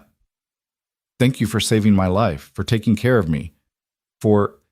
She trailed off, then finished simply, for seeing me. Thank you for letting me. He kissed the top of her head. For trusting me. For being here. Where else would I be? She smiled against his chest. My car's buried in a ditch and my phone's dead. I'm pretty much your prisoner. Worst prison ever. She laughed, and the sound was like sunlight breaking through clouds. Actually, I'm starting to think it might be the best thing that's ever happened to me. Before Caleb could respond to that, before he could examine what it meant, what it promised, what it might cost them both, a sound from the other room made them both freeze. A loud crack, followed by the groan of stressed wood, then a crash that shook the entire cabin. What was that? Ava asked, tension flooding back into her body. Caleb was already moving, extracting himself from the blankets despite his body's protest. Stay here. Like hell, she said, struggling to sit up. If the cabin's collapsing, I'm not staying in bed. He wanted to argue, but he could see the determination in her face. This was not a woman who waited to be saved. She'd come with him, or she'd follow on her own, injured ankle or not. Fine, but stay behind me. He helped her up, wrapped a blanket around her shoulders, then slowly opened the bedroom door. The sight that greeted them made his heart sink. The rest of the living room ceiling had come down while they slept. What had been a partial collapse was now complete devastation. Snow filled the space in drifts 3 feet deep. The furniture, what he could see of it, was buried. The wood stove was visible, but the chimney pipe had been torn away. Cold air poured into the cabin through the gaping hole above. Oh my God, Ava breathed. Caleb assessed the damage with a professional eye, years of construction experience kicking in. The main support beam had cracked. He could see the split running through its center. The weight of the snow on the roof had been too much for the old timber. The bedroom they'd sheltered in had its own support structure, which was probably the only reason they were still alive. But the rest of the cabin, it's not safe, he said quietly. We need to get out. Out? Into the storm? Storm's over. Look. He pointed to the hole in the ceiling. Blue sky was visible beyond, actual, honest-to-God blue sky.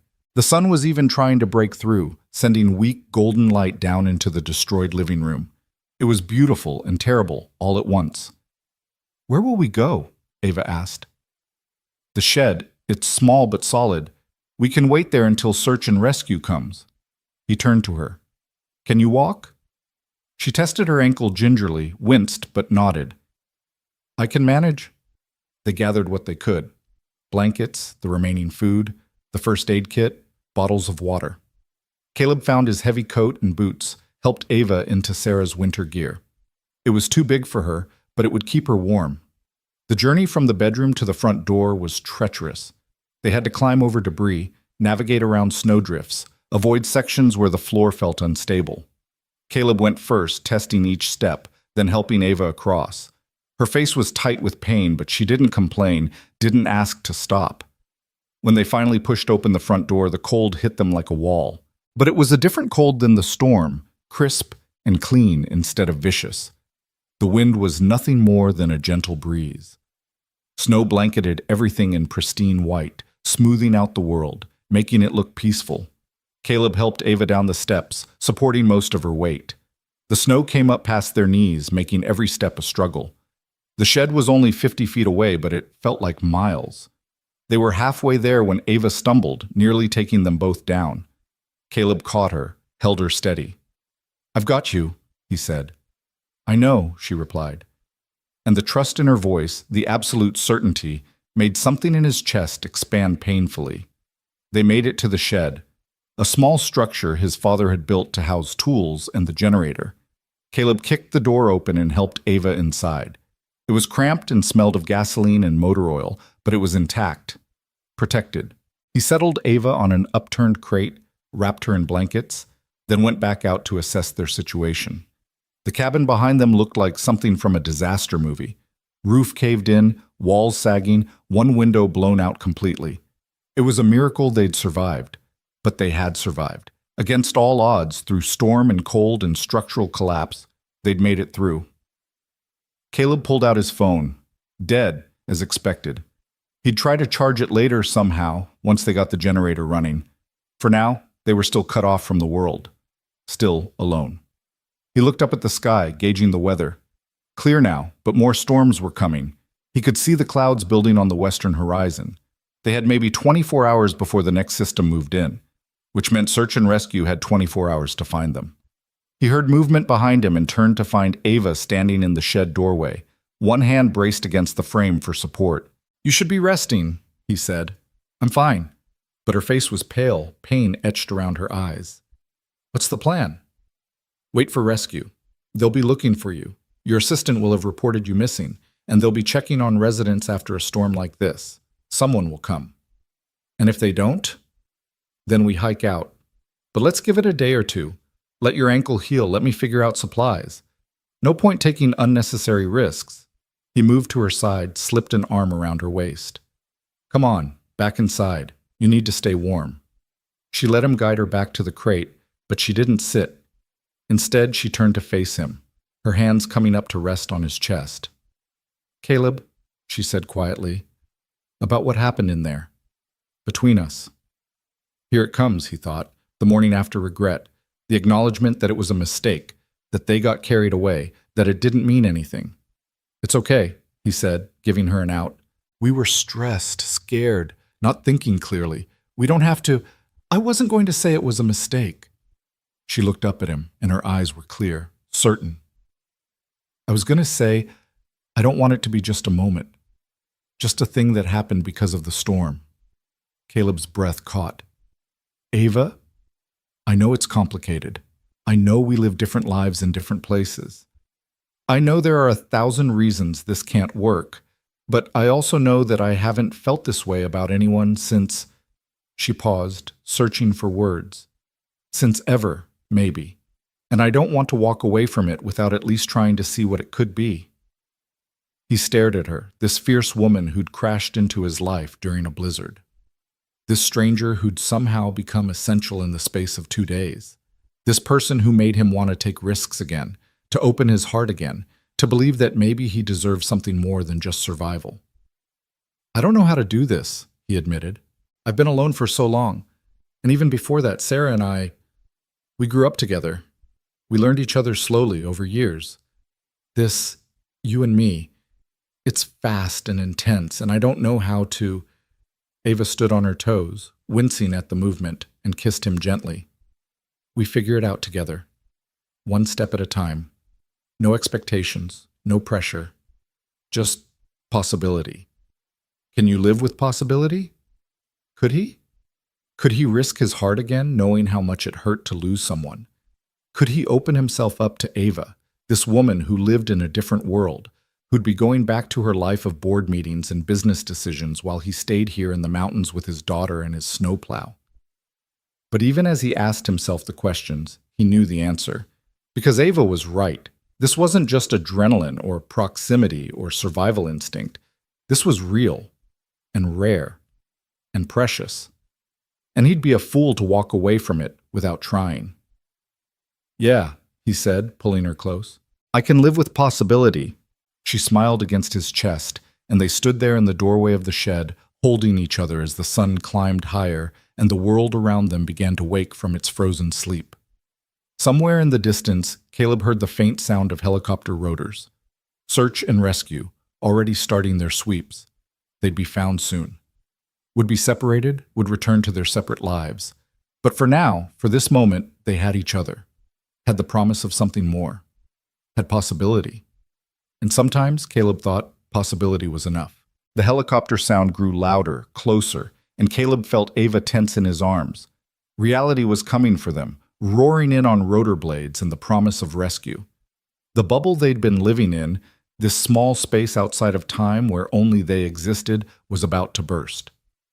"They'll take me to a hospital," Ava said quietly, not pulling away from him. "Run tests, check my injuries. My assistant will be there with a phone and a tablet and 17 messages that need immediate attention. And I'll need to get to Emma, Caleb added. Make sure she's okay, that she wasn't too worried. Figure out what to do about the cabin. So this is it. Back to real life. Yeah. He tightened his arms around her. This is it. But neither of them moved. Neither wanted to be the first to let go, to acknowledge that the moment was ending. The helicopter was circling now, the sound echoing off the mountains. They'd spotted something, probably the destroyed cabin, the smoke that should have been coming from the chimney but wasn't, the general wrongness of the scene. I don't have your number, Ava said suddenly, pulling back to look at him. I don't know your address or your email or how to find you. When they take me away, I won't have any way to reach you. Caleb hadn't thought of that. In the age of constant connection, they'd been completely disconnected. He didn't know her number either, didn't have any way to contact her beyond the name of her company. Sinclair Technologies, he said. In Denver. I can find you through that. What if you don't? What if you go home to Emma and realize this was just a strange interlude, nothing more? What if you decide I'm too complicated, too much work, too different from your life? Her voice was rising, panic edging in. What if I never hear from you again? He caught her face in his hands, made her look at him. Hey, listen to me. I will find you. I promise. This isn't over unless you want it to be. I don't. I really don't. Tears were streaming down her face now. God, this is insane. I've known you for 2 days. 2 days. I shouldn't feel like my heart is being ripped out at the thought of leaving you. But you do. But I do, she confirmed miserably. The helicopter was landing now, somewhere on the other side of the cabin where the driveway would be under all that snow. Voices called out, search and rescue, checking for survivors, ready to evacuate them to safety. Caleb kissed her one more time, trying to pour everything he felt into it, everything he didn't have words for, everything that had bloomed between them in the darkness and cold. When he pulled back, they were both breathing hard, both crying. I'll find you, he said again. I swear it. You better, Ava replied, trying for humor through her tears. Because I'm pretty sure I just fell in love with you, Caleb Foster, and I'd really like to see where that goes. The words hit him like a physical blow. Love. She'd said love. After 2 days, after a storm, after everything, she'd said it out loud, made it real. Ava, you don't have to say it back. I know it's fast. I know it's crazy. But I wanted you to know. Wanted you to understand that this mattered to me, that you matter. She stepped back, creating distance, armor already starting to rebuild. Now go check on your daughter. I'll handle the rescue team. But Caleb couldn't move, couldn't let her walk away thinking he didn't feel it too. I love you too, he said, the words rushing out. I don't know how or why or what we do about it, but I love you too. Her smile was brilliant, transforming her face. Then we'll figure it out, together. Together, he agreed. The voices were getting closer, calling out for survivors. Caleb grabbed Ava's hand and they made their way around the cabin toward the sound. The snow was easier to navigate now. They'd packed it down on their journey to the shed, but Ava still struggled. He supported her weight, moving slowly, carefully. They rounded the corner to find 3 rescue personnel in bright orange gear heading toward them. The lead, a woman with kind eyes and efficient movements, immediately focused on Ava. Ma'am, are you injured? Can you walk? Sprained ankle, possible concussion, some bruising, Ava rattled off clinically. I can walk with assistance. We'll take you to Summit Medical Center, get you checked out properly. The woman turned to Caleb. Sir, are you hurt? I'm fine, nothing serious, he gestured at the destroyed cabin. But I'll need to secure the property, contact insurance. Can you give me a few hours before extraction? Weather windows closing, another rescuer, younger, male, said, checking his tablet. Another storm system moving in. If you don't come now, you might be stuck for another few days. Caleb looked at the cabin, at the years of memories buried under snow and broken timber.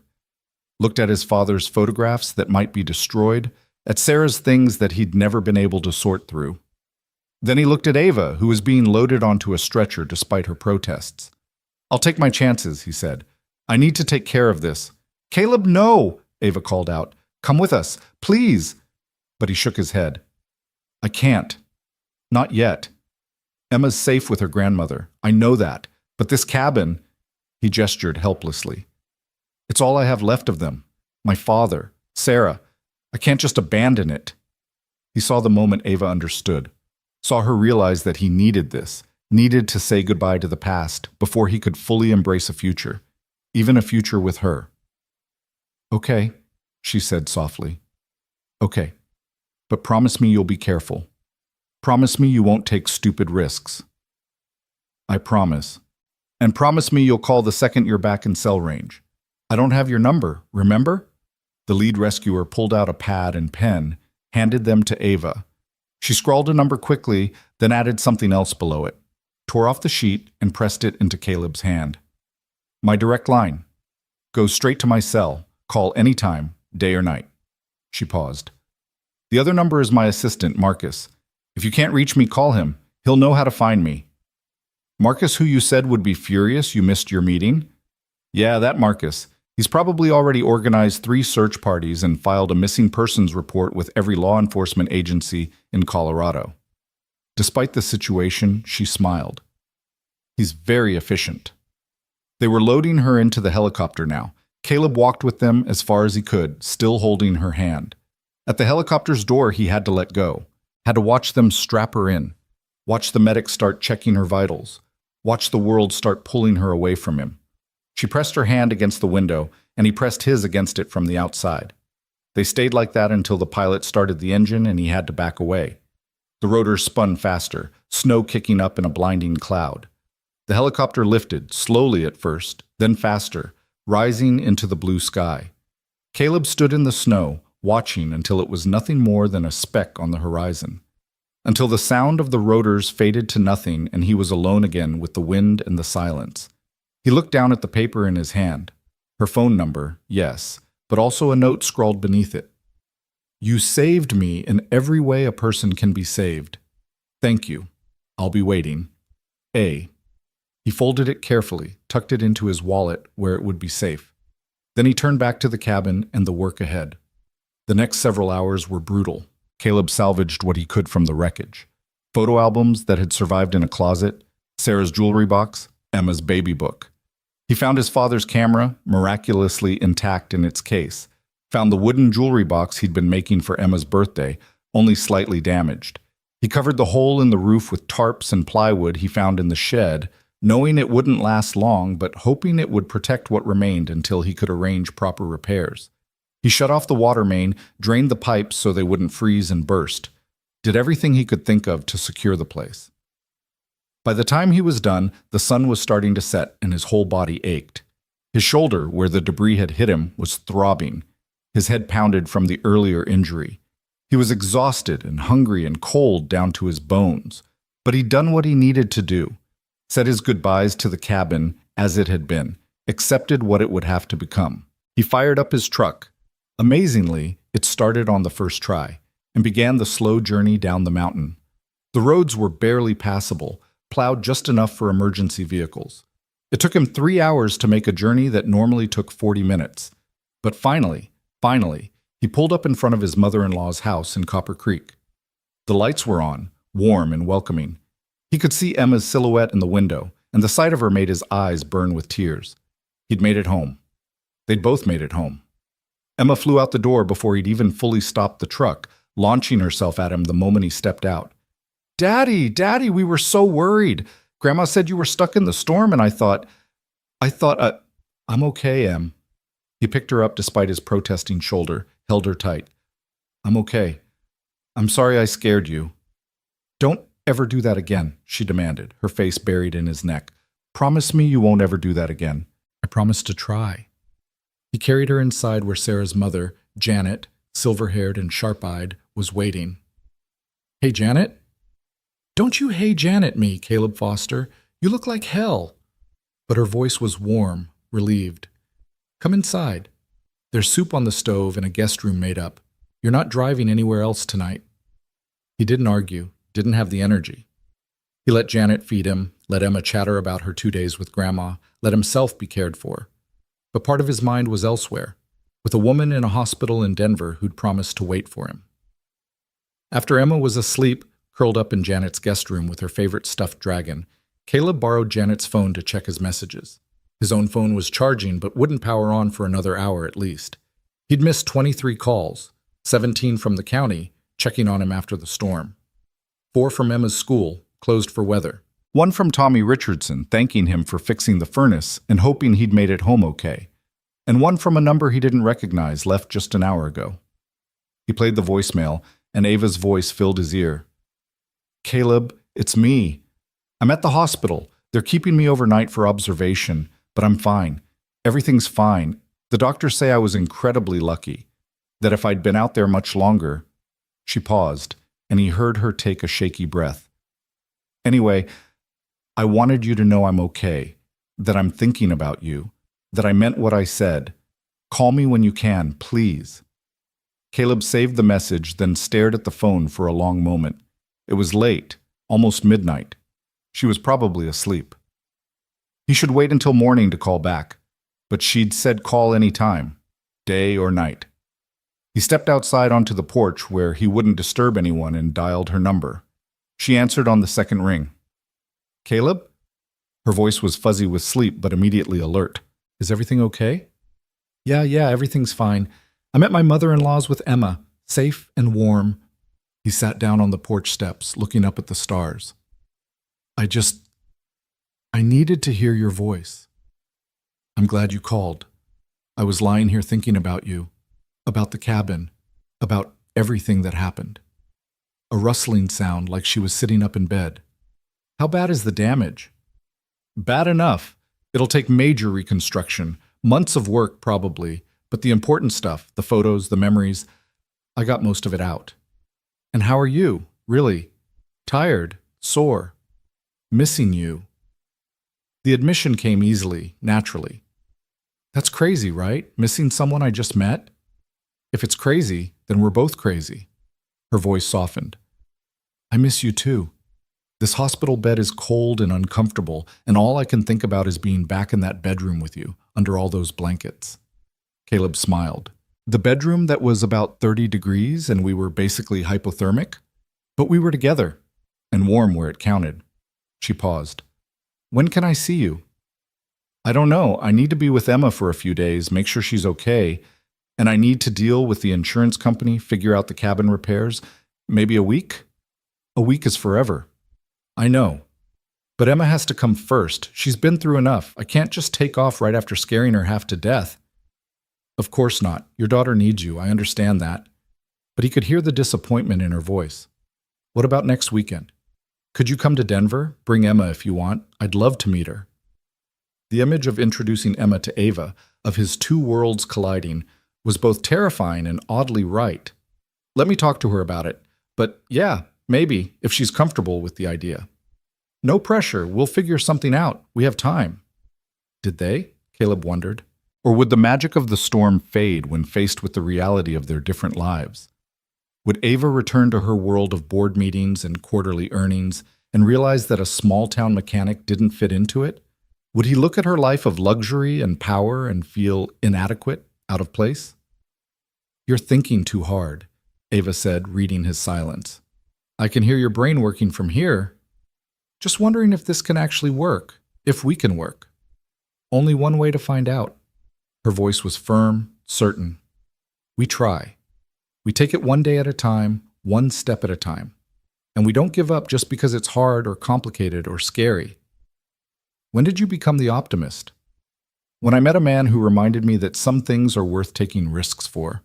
She yawned, exhaustion catching up with her. "I should let you go. You need sleep." "So do you." "I will. But Caleb?" She waited until he acknowledged. "Thank you for saving me, for seeing me, for making me believe in possibility again."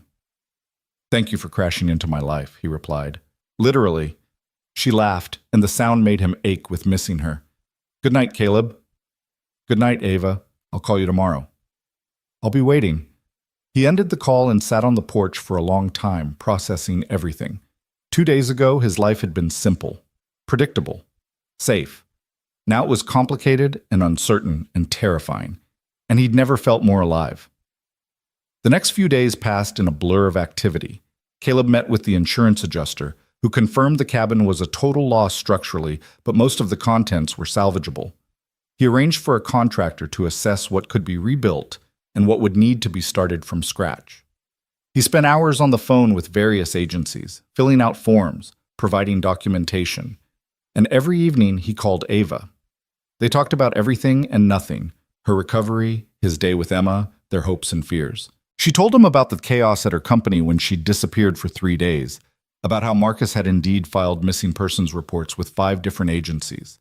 She told him about the board meeting she'd missed, about how they were moving forward with the IPO plans without her input. "I should care more than I do," she admitted on the 3rd night. "This is everything we worked for, everything David and I dreamed about. But all I can think about is getting back to the mountains, getting back to you. The IPO is still months away, right? You have time to figure out what you want." "I know what I want," she said simply. "The question is whether I have the courage to go after it." On the 4th day, Caleb finally talked to Emma about Ava. They were making dinner together, grilled cheese and tomato soup, Emma's favorite, when he brought it up. There's something I need to tell you." She looked up from where she was buttering bread, her expression immediately wary. "Is it bad? Did something else break in the storm?" "No, nothing like that. I met someone. During the storm. A woman." Emma's eyes went wide. "A woman? Like a girlfriend woman?" "Maybe. It's new and complicated, and I don't know what it is yet. But I wanted you to know about her." He set down the spatula, gave her his full attention. "Her name is Ava. She was in a car accident, and I helped her, and we ended up stuck in the cabin together during the storm." "Is she nice?" "Very nice, and smart and funny, and—" He struggled for words. "She's special, Em. I really like her." Emma was quiet for a moment, processing. Then she said, "Do you love her?" The question was so direct, so Emma, that Caleb couldn't help but smile. "Yeah, kiddo, I think I do." "Does she love you?" "She says she does." "Then that's good." Emma went back to buttering bread, but Caleb could see her mind working. "Daddy? Yeah? Is it okay that you love her, even though you loved Mommy?" Caleb's heart clenched. This was the question he'd been dreading, the one he wasn't sure how to answer. "Come here, Em." She climbed into his lap and he wrapped his arms around her. "Your mom will always be my first love. Always. She gave me you, and you're the best thing in my world. Nothing and no one will ever change that." He felt Emma relax slightly. "But loving Ava doesn't mean I love Mommy less. Love isn't like that. It doesn't run out or get used up. The heart just gets bigger to make room. Like when I got Mr. Whiskers?" Emma referred to her cat, adopted 2 years after Sarah's death. "I still loved Mommy even though I loved Mr. Whiskers too?" "Exactly like that." Emma thought about this, then nodded. "Okay, can I meet her?" "Would you want to?" "Yeah, if she's important to you, I should meet her. That's what Grandma says, that families should know the people who are important to each other. Family." The words settled over Caleb like a warm blanket. Emma was calling Ava potentially part of their family, and instead of feeling threatening, it felt right. "How about next weekend? We could drive to Denver, take you to that science museum you've been wanting to visit, and have lunch with Ava." Emma's face lit up. "Really? The one with the dinosaurs and the planetarium?" "That's the one." "Then yes, definitely yes." She hugged him tight. "Daddy, I'm glad you met her. You've been sad for so long. Maybe she can help you be happy again." Out of the mouths of babes, Caleb thought. His 9-year-old daughter had just articulated what he'd been too scared to admit, that he'd been merely surviving instead of living, and Ava had reminded him there was a difference. That night, he called Ava with the news. "We're coming to Denver this weekend. Emma wants to meet you." He heard her sharp intake of breath. "She does? Really?" "Really. Fair warning, she's very direct and will probably ask you 1,000 questions. And she'll be judging whether you're good enough for her dad." No pressure or anything, but Ava sounded more excited than nervous. "What is she like? What should I know about her?" So Caleb told her. Told her about Emma's love of science and fantasy, her fear of thunderstorms, her protectiveness of the people she loved. Told her about how Emma still talked to Sarah's photo every night, about how she kept her mother's memory alive through stories and rituals. "She sounds amazing," Ava said softly, "and terrifying. What if she doesn't like me?" "She'll like you. How could she not?" Caleb said it with more confidence than he felt. Emma was the most important person in his world. If she didn't approve of Ava, if she wasn't comfortable with their relationship, that would be a problem. A big one. But he had to trust that Emma would see in Ava what he saw: kindness, strength, authenticity.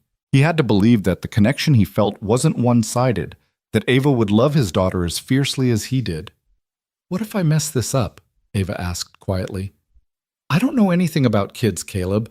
I've never been around them. What if I say the wrong thing or do the wrong thing or then you'll apologize and try again. That's what parenting is. A series of mistakes followed by apologies and do-overs." He smiled. "Besides, Emma's pretty forgiving. As long as you're genuine with her, she'll give you a chance." "Genuine I can do. It's all you've let me be since we met." They talked for another hour, making plans for the weekend. The science museum, lunch at a place Emma would like, maybe a walk around downtown if the weather cooperated. Nothing fancy, nothing that would make Emma feel like she was being shown off. Just a normal day with a new person who happened to be important to her father. When they finally hung up, Caleb felt a mix of anticipation and terror. This weekend would determine everything. If Emma and Ava connected, if they could find common ground, then maybe they could build something real, something lasting. And if they didn't, well, he'd cross that bridge when he came to it. The days until Saturday crawled past. Caleb worked on cabin repairs, spent time with Emma, talked to Ava every night. She told him about returning to work, about how strange it felt to sit in meetings discussing metrics and strategies when her mind was in the mountains. "I don't fit here anymore," she confessed on Friday night. "I look around at my corner office and my view of the city and my calendar full of important meetings, and all I can think is, what's the point? These people don't need me. They need a CEO, sure, but it doesn't have to be me. So what are you going to do?" "I don't know yet, but I'm figuring it out." She paused. "Marcus thinks I'm having a nervous breakdown. He keeps suggesting I take a vacation, see a therapist, anything to explain why I'm suddenly questioning everything." "Are you? Having a breakdown?" "Maybe, or maybe I'm finally breaking through." She laughed softly.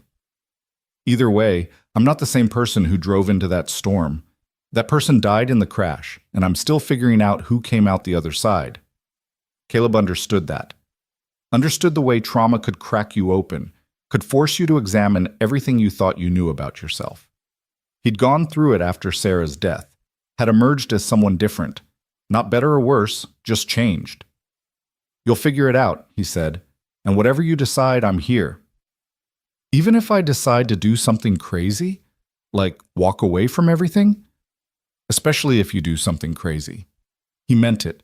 Whatever Ava chose, whatever path she decided to walk, he'd support it. That's what love was, not just accepting someone as they were, but championing who they were becoming. Saturday morning arrived clear and cold. Caleb and Emma loaded into the truck early, planning to reach Denver by late morning. Emma chattered nervously the entire drive, alternating between excitement about the museum and anxiety about meeting Ava. "What if she doesn't like me?" Emma asked as they hit the outskirts of Denver. "Impossible. You're the coolest 9-year-old on the planet." "Dad." But she was smiling. "What if I don't like her?" "Then you tell me, and we figure it out together, but give her a fair chance, okay? Don't decide before you've met her." "I won't. I promise." Emma looked out the window at the city passing by. "Daddy, are you scared?" "Terrified," he admitted. "Me too. But Mommy used to say that being scared just means something matters." Caleb felt his throat tighten. "Your mom was a very smart woman." They met Ava at the Denver Museum of Nature and Science. She was waiting outside the entrance, and Caleb's heart stuttered at the sight of her. She was dressed casually, jeans and a sweater, her hair loose around her shoulders, but she still looked elegant, out of place against the backdrop of families with screaming kids and school groups. Then she saw them, and her face transformed. The nervous tension melted into genuine joy, and suddenly she wasn't intimidating corporate CEO Ava Sinclair. She was just Ava, the woman who'd held his hand in the darkness and told him he was worth more than his grief. "Hi," she said as they approached. Her eyes went immediately to Emma. "You must be Emma. I've heard so much about you." Emma studied her with serious eyes, taking her measure. Then she said, "Did you really crash your car in a blizzard wearing a fancy dress?" Ava laughed, surprised. "I really did. It was very stupid of me." "Daddy says you're smart." "Your dad is generous. I'm smart about some things and really dumb about others. Driving in Colorado winter storms is apparently one of the dumb things." Emma considered this, then nodded. "That's okay. Everyone's dumb about something. I'm dumb about math." "I love math," Ava said. "Maybe I could help you with it sometime?" "Maybe." Emma slipped her hand into Caleb's, still uncertain. "Can we see the dinosaurs now?" The next 3 hours were a revelation. Caleb watched Ava with his daughter and saw her carefully building a bridge between them.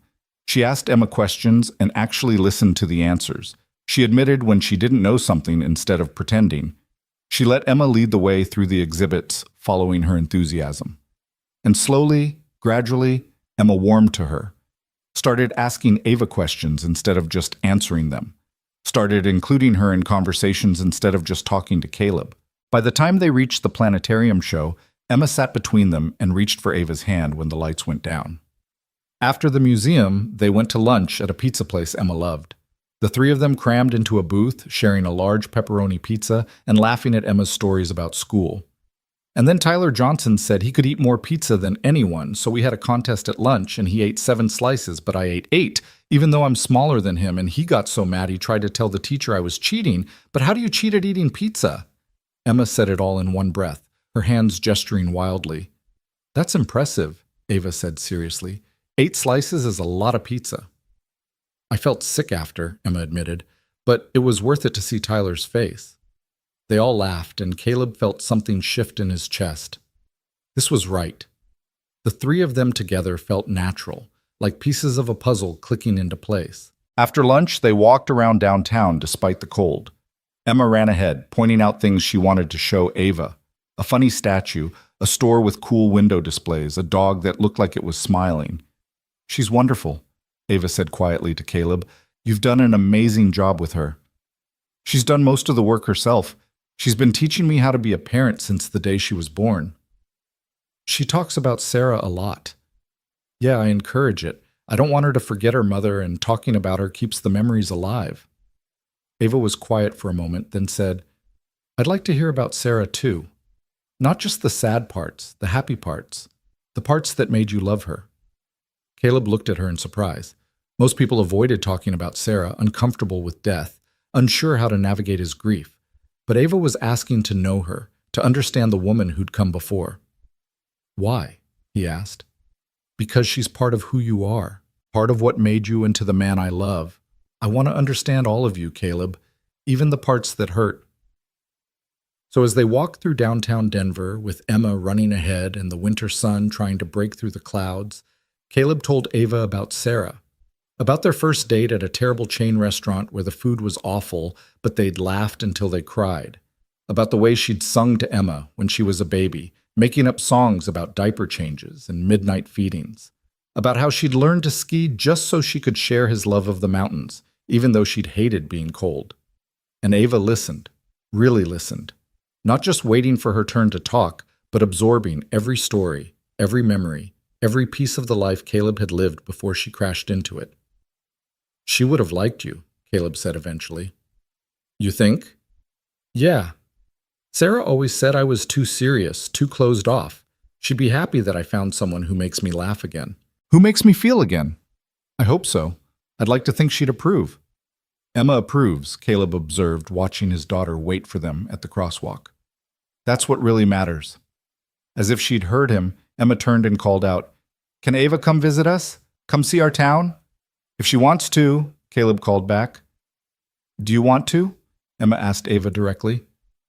Ava smiled and, "I would love to, if you and your dad will have me." "Of course we will," Emma said, like it was the most obvious thing in the world. Then she ran back to them and grabbed Ava's hand. "Come on. There's this cool shop I want to show you. They have these crystals that change color in different lights, and I've been saving my allowance to buy one." She dragged Ava toward a store, chattering the whole way. Caleb followed behind, watching them together, and felt his heart expand. This was what possibility looked like, he realized. Not perfect, not without complications, but real and hopeful and full of potential. The day ended too soon. By late afternoon, Emma was tired, and Caleb needed to get back before the roads got too icy. They walked Ava to her car, a rental, since her SUV was still being repaired, and stood in the parking garage saying goodbye. "Thank you," Caleb said, pulling her close. "For today, for being so good with Emma, for giving us a chance. Thank you for bringing her, for trusting me with something so important to you." Ava looked over at Emma, who was practicing cartwheels a polite distance away. "She's amazing, Caleb. You're so lucky." "I know, and I'm lucky to have found you too." They kissed goodbye, brief and chaste because Emma was watching, but it held a promise. This was just the beginning. They had time now to figure things out, to build something real. As Caleb drove home with Emma, his daughter was uncharacteristically quiet.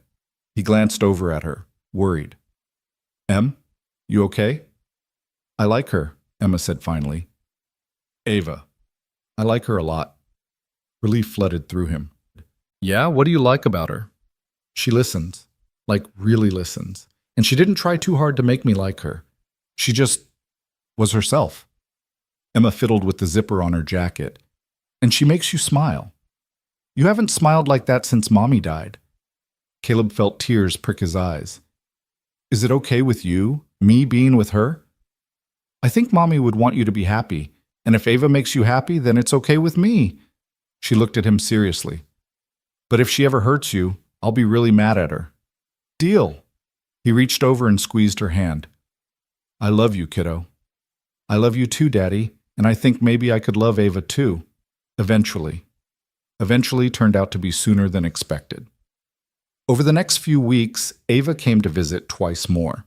She stayed at a bed and breakfast in town, respecting the boundaries Caleb had set about not moving too fast with Emma around. But she spent her days with them, learning about their life, their routines, their world. She helped Emma with her math homework and discovered she enjoyed teaching. She went snowshoeing with them and fell in love with the winter mountains all over again.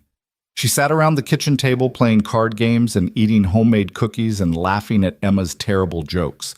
And slowly, gradually, she became part of their family. By the end of the month, when the insurance settlement came through and Caleb started making decisions about the cabin, Ava was involved in those discussions too. She'd driven up to see the property, walked through the ruins with him, listened as he wrestled with what to do.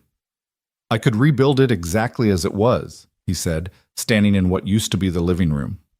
"Same layout, same design, try to recreate what my father built." "But," Ava prompted, "but maybe that's not what I need anymore. Maybe I need something different, something that honors the past but looks toward the future." He turned to her. "What do you think?" "I think you should build what serves your life now, what Emma needs, what you need. The memories don't live in the walls, Caleb. They live in you. In the stories you tell, the traditions you keep. The cabin can be different, and the love can stay the same." It was exactly what he needed to hear. That night, he started sketching ideas for a new design. Something smaller and more efficient, but with room to grow. With a bedroom for Emma, a workshop for his projects, and maybe, possibly, if things kept going the way they were going, space for Ava. 2 days later, Ava called with news. "I did it," she said, her voice shaking with emotion. "I told the board I'm stepping down as CEO." Caleb's heart stopped. "What?" "I'm staying on as Chief Innovation Officer. Still involved, still contributing, but someone else can run the day-to-day. Someone who actually wants to be in board meetings and deal with investors. I'm going to focus on the work I love, developing new technology, mentoring young engineers, the stuff that actually matters to me." "Ava, that's... wow. How do you feel?" "Terrified, excited, free." She laughed. "And I'm looking at property in Copper Creek. I think it's time I had a place in the mountains." "You're moving here?"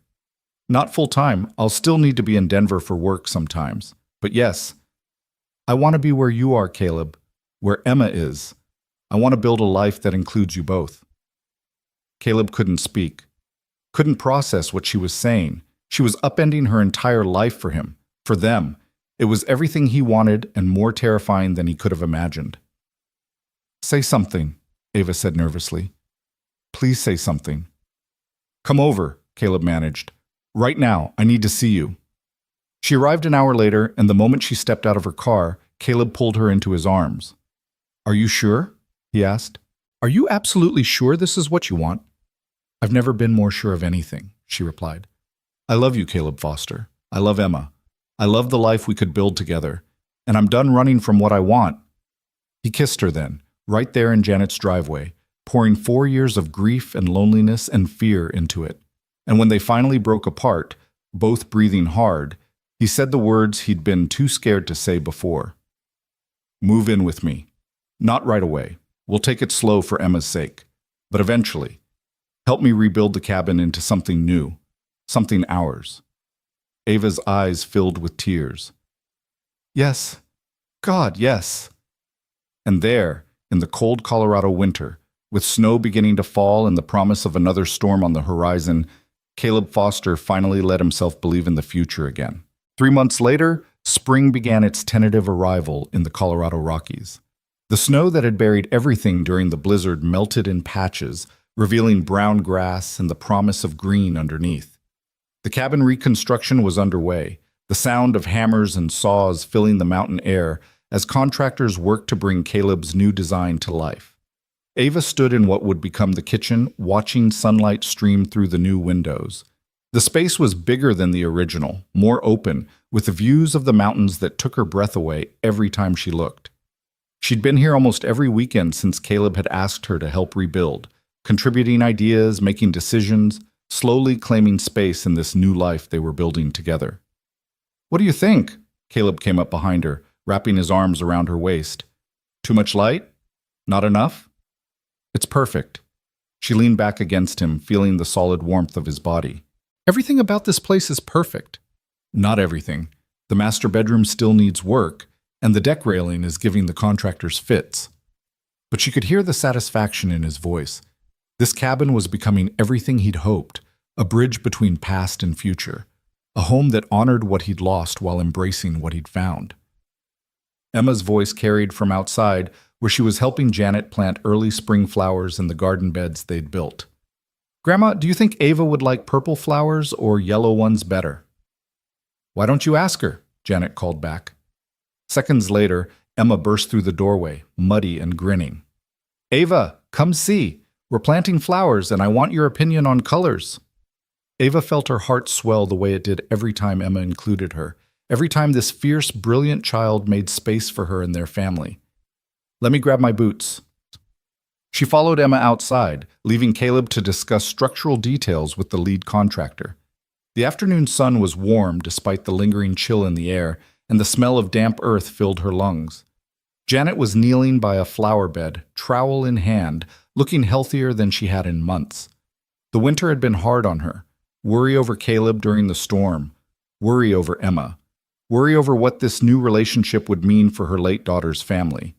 But gradually, as Janet watched Ava with Emma and Caleb, her concerns had eased. Just last week, she'd pulled Ava aside and said quietly, "Sarah would have liked you, would have appreciated how you loved them." It was the greatest compliment Ava had ever received. "Purple or yellow?" Emma asked now, holding up 2 different seed packets. "Why not both?" Ava suggested. "We could do purple along the edge and yellow in the middle, create a pattern." "Like a sunset!" Emma's face lit up. "That's perfect. Grandma, can we do that?" "We can do whatever you want, Sweet Pea." Janet smiled at Ava over Emma's head, a look of approval and acceptance that made Ava's eyes prick with tears. They spent the next hour planting, their hands deep in soil, Emma chattering about everything and nothing. She'd grown comfortable with Ava over the past months, the initial wariness transforming into genuine affection. She still talked to Sarah's photo every night, still kept her mother's memory alive, but she'd made room for Ava too, in her own way, on her own timeline. "Ava?" Emma asked suddenly. "Can I ask you something?" "Always." "Are you going to marry my dad?" Janet's hand stilled on the trowel. Ava felt her breath catch, unprepared for the directness of the question. We haven't talked about that, Em. But do you want to? Did she? Marriage hadn't even entered her mind in concrete terms. She'd been so focused on building this relationship day by day, on not rushing, on letting things develop naturally. But hearing Emma ask it so plainly made her examine her own heart. Yeah, she said softly. Yeah, I think I do.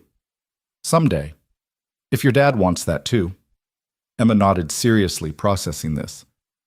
Okay, that's good, because I think you should be part of our family for real, not just visiting. She's already part of our family, Emma, Janet said gently. She has been for a while now. A piece of paper doesn't change that. But it makes it official, like permanent. Emma looked at Ava with Sarah's gray eyes. I don't want you to leave. Ava set down her trowel and pulled Emma into a hug, not caring about the dirt on either of them. I'm not going anywhere, sweetheart, I promise. This is my home now. You and your dad. You're my home. She felt Emma relax against her, and when the girl pulled back, there were tears on her cheeks. Happy tears. Good, because I love you. Is that okay? Is it okay that I love you even though I love Mommy too? Oh, Emma. Ava's own tears spilled over. Of course it's okay. Love doesn't work like that. Loving me doesn't mean you love your mom any less. Your heart is big enough for both of us. That's what Daddy says. Your daddy's a smart man. They finished planting as the sun began its descent toward the western peaks. When they were done, the flower bed looked like exactly what Emma had envisioned, a sunset captured in purple and yellow, something beautiful growing from dark earth. Caleb found them washing up at the outdoor spigot, all three of them muddy and laughing. What did I miss? Girl talk, Janet said mysteriously, shooting Ava a knowing look. Nothing for you to worry about. But Emma, unable to keep secrets, blurted out, I asked Ava if she's going to marry you, and she said she wants to someday. And I said, that's good because I want her to be permanent. Caleb's eyes went wide, darting between his daughter and Ava. What? Emma! Ava felt her face flame. You can't just Why not? It's true, isn't it? Emma looked between them, confused by their reactions. You love each other. People who love each other get married. That's how it works. Out of the mouths of babes, Janet murmured, clearly trying not to laugh. Emma, why don't you help me carry these tools back to the shed? Give your father and Ava a moment to talk. But I want to... Now, Emma. Emma sighed dramatically, but followed her grandmother, throwing one last look over her shoulder at Caleb and Ava standing frozen by the spigot. The moment they were alone, Caleb said, I'm sorry. She shouldn't have put you on the spot like that. She didn't. Not really. Ava wiped her muddy hands on her jeans. She asked a fair question, and I answered honestly. That you want to marry me someday? Is that so surprising? Yes. No. I don't know. He ran a hand through his hair, leaving a streak of dirt. We've never talked about it. I didn't want to assume, didn't want to push. You've already changed your whole life for me, your job, where you live. I didn't want to ask for more. What if I want to give more? Ava stepped closer, took his dirty hands in hers. What if I want everything, Caleb? The whole future, messy and complicated and beautiful? He stared at her, something vulnerable and hopeful warring in his expression. Are you sure? Really sure? Because if we do this, if we make it permanent like Emma said, there's no going back. You'd be taking on both of us, me and Emma and all our baggage. The ghost of Sarah will always be here. I'll always be a small-town mechanic with dirt under his nails. We'll never have the life you had before. Good, Ava said it fiercely. I don't want the life I had before. That life was empty. This, you, Emma, this cabin, these mountains, this is real. This is what matters. You make it sound simple. It is simple.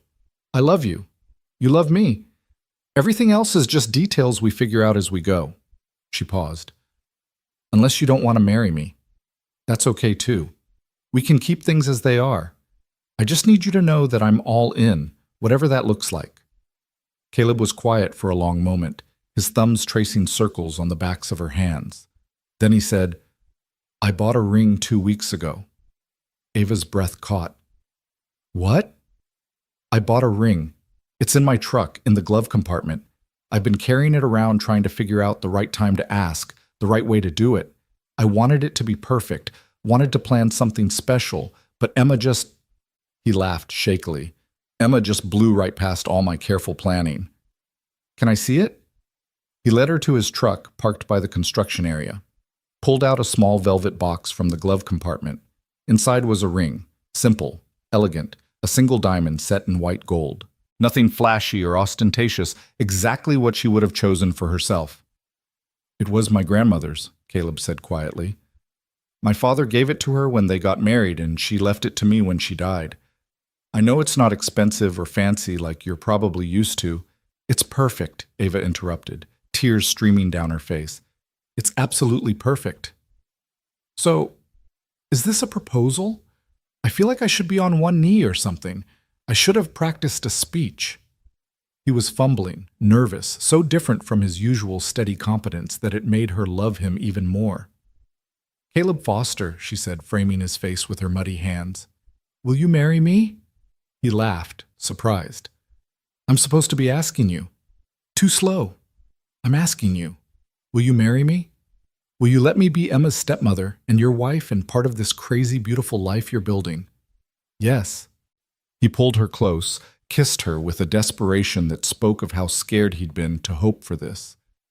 Yes, 1,000 times, yes. They were both crying now, both laughing, both covered in dirt and sweat and happiness. Caleb slipped the ring on her finger. It fit perfectly, like it had been waiting for her, and she stared at it in wonder. This symbol of commitment, of choosing each other despite everything that stood between them. Can I tell Emma? Emma's voice came from behind them, making them both jump. She was peering around the corner of the truck, Janet visible behind her, trying to look stern but failing. Emma Grace Foster, were you spying? Caleb tried to sound serious but couldn't quite manage it. Maybe, but I wanted to know. So can I tell people? Can I tell my friends at school that you're getting married? Yes, Ava said, laughing. You can tell whoever you want. Emma whooped and took off running toward the construction workers, shouting, They're getting married! Ava said yes! The workers, who'd been pretending not to watch the drama unfold, broke into applause and whistles. Janet came over to hug them both, tears in her eyes. Congratulations, she said warmly. Sarah would be so happy for you both. So happy that you found each other. The words should have felt heavy with obligation or comparison, but they didn't. They felt like a blessing, like permission from the past to fully embrace the future. The next few weeks passed in a blur of joy and planning. They decided on a small ceremony at the cabin once construction was complete. Just family and close friends, nothing elaborate. Emma appointed herself wedding planner and threw herself into the role with characteristic enthusiasm, creating binders full of ideas and making lists of everything that needed to be done. Ava split her time between Denver and the mountains, gradually transitioning her work responsibilities so she could be remote more often. Her new role as Chief Innovation Officer gave her flexibility she'd never had as CEO, and she discovered she loved the freedom. Loved being able to focus on the creative aspects of technology development without the burden of running a company. Marcus, her assistant, took the news of her engagement with surprising warmth. About time, he'd said when she showed him the ring. I was beginning to think you'd never let yourself be happy. You approve? Ava, I've worked for you for 7 years. I've never seen you smile the way you smile when you talk about him. So yes, I approve. He'd paused. For what it's worth, David would have approved too. He always said you worked too hard, that you needed someone to remind you there was life outside the office. The mention of her brother still hurt, but it was a gentler pain now. She'd been visiting his grave more often, talking to him the way Emma talked to Sarah's photo, telling him about Caleb and Emma, about the cabin and the mountains, about how she'd finally found what she'd been running from all these years: connection, purpose, love. In May, Ava attended the company's IPO ceremony. She stood on the floor of the New York Stock Exchange and watched Sinclair Technologies become a public company, watched the stock price climb, watched investors celebrate. It should have been the culmination of everything she and David had worked for. Instead, it felt distant, like watching someone else's triumph. The real victory was what came after. She donated a significant portion of her shares to establish the David Sinclair Innovation Fund, providing grants for young engineers and entrepreneurs. She set up college funds for Emma and Caleb. She paid off the mortgage on Janet's house. And then she walked away from the celebration, caught a flight back to Denver, and drove straight to the mountains. She arrived after midnight, exhausted from travel. The cabin was dark except for a single light Caleb had left on for her. She let herself in quietly, not wanting to wake anyone. But Caleb was waiting up in the kitchen, a mug of tea going cold on the table. He stood when he saw her, and she walked straight into his arms. "How was it?" he asked, holding her tight. Surreal, like it happened to someone else. She breathed him in, sawdust and soap and home. "I'm glad it's done. Glad I can close that chapter and focus on this one." "Any regrets?" She pulled back to look at him. "Not a single one. Everything I need is right here." They stood in the kitchen of the half-finished cabin, holding each other in the darkness, and Ava felt a peace she'd never known before. This was what she'd been searching for all along. Not success or achievement or recognition, but simply this: being held, being known, being loved.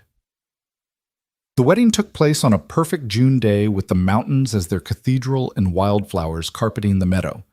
The cabin was finished enough to use, though still smelled of fresh paint and lumber.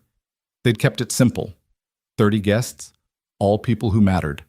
Emma stood as Ava's maid of honor, solemn and beautiful in a purple dress that matched the flowers they'd planted together. Janet cried through the entire ceremony. Even some of the construction workers showed up, these men who'd become invested in the love story they'd watched unfold. Caleb's father's best friend, a retired search and rescue captain who'd known him since childhood, officiated. He spoke about how Caleb's father had believed everyone deserved to get home, and how Caleb had inherited that same commitment to helping people find their way. "But sometimes," the captain said, looking between Caleb and Ava, "sometimes home isn't a place. Sometimes it's a person."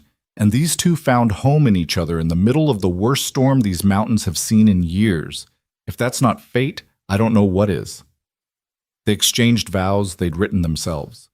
Caleb promised to always see her, to always give her space to be herself, to love her through the complicated and the messy. Ava promised to always choose him, to always make space for Emma, to build a life that honored the past while embracing the future. When they kissed, Emma cheered loudest of all. The reception was held in the new great room, with music from a local bluegrass band and food from every restaurant in Copper Creek. It was loud and joyful, and nothing like the elegant corporate events Ava used to attend. It was perfect. Late in the evening, as the party wound down and guests began to leave, Emma found Ava standing on the new deck watching the sunset paint the mountains gold and purple. "Hey," Emma said, slipping her hand into Ava's. "Can I call you Mom now, or is that weird?" Ava's throat closed with emotion. "You can call me whatever you're comfortable with, sweetheart. Mom, Ava, whatever feels right." "I think Mom feels right, but maybe Mom Ava? So it's different from my first mom?" Emma looked up at her uncertainly. "I don't want to forget her. I don't want to replace her." "You're not replacing her. You're just making room for both of us." Ava knelt down so they were eye level. "Your mom will always be your mom. Nothing changes that. I'm just additional, bonus mom." Emma giggled at that. "Bonus mom. I like it." She threw her arms around Ava's neck. "I love you, bonus mom." "I love you too, Emma. So much." Caleb found them like that, locked in a hug on the deck, and joined them. The three of them stood together watching the light fade from the sky, wrapped in each other and the promise of all the days to come. That night, after Emma was asleep in her new bedroom and the last guest had gone, Caleb and Ava stood in their bedroom together, and looked out at the mountains silver with moonlight. "Do you ever think about the storm?" Ava asked. "About how we met?" "Every day." Caleb pulled her close, his hands settling at her waist. "I think about finding you in that car. Think about how close I came to driving past, to not stopping. One different decision, and none of this would exist." "Fate," Ava said. "The captain was right. It was fate." "Maybe. Or maybe it was choice. Maybe the universe gave us an opportunity and we chose to take it. chose to trust each other, to take risks, to believe in possibility. He turned her to face him. I choose you, Ava Foster. Every day for the rest of my life, I choose you. And I choose you. Choose this life, this family, this home we're building together. She kissed him softly. Thank you for saving me, for showing me what life could be. You saved me too, Caleb said. You saved me from just surviving, taught me how to live again. They made love that night in their new bedroom, in the cabin rebuilt from ruins, under the watchful eye of the mountains that had brought them together. And afterward, tangled in sheets and each other, Ava felt something she'd never quite managed before. Absolute contentment. Absolute certainty that she was exactly where she belonged.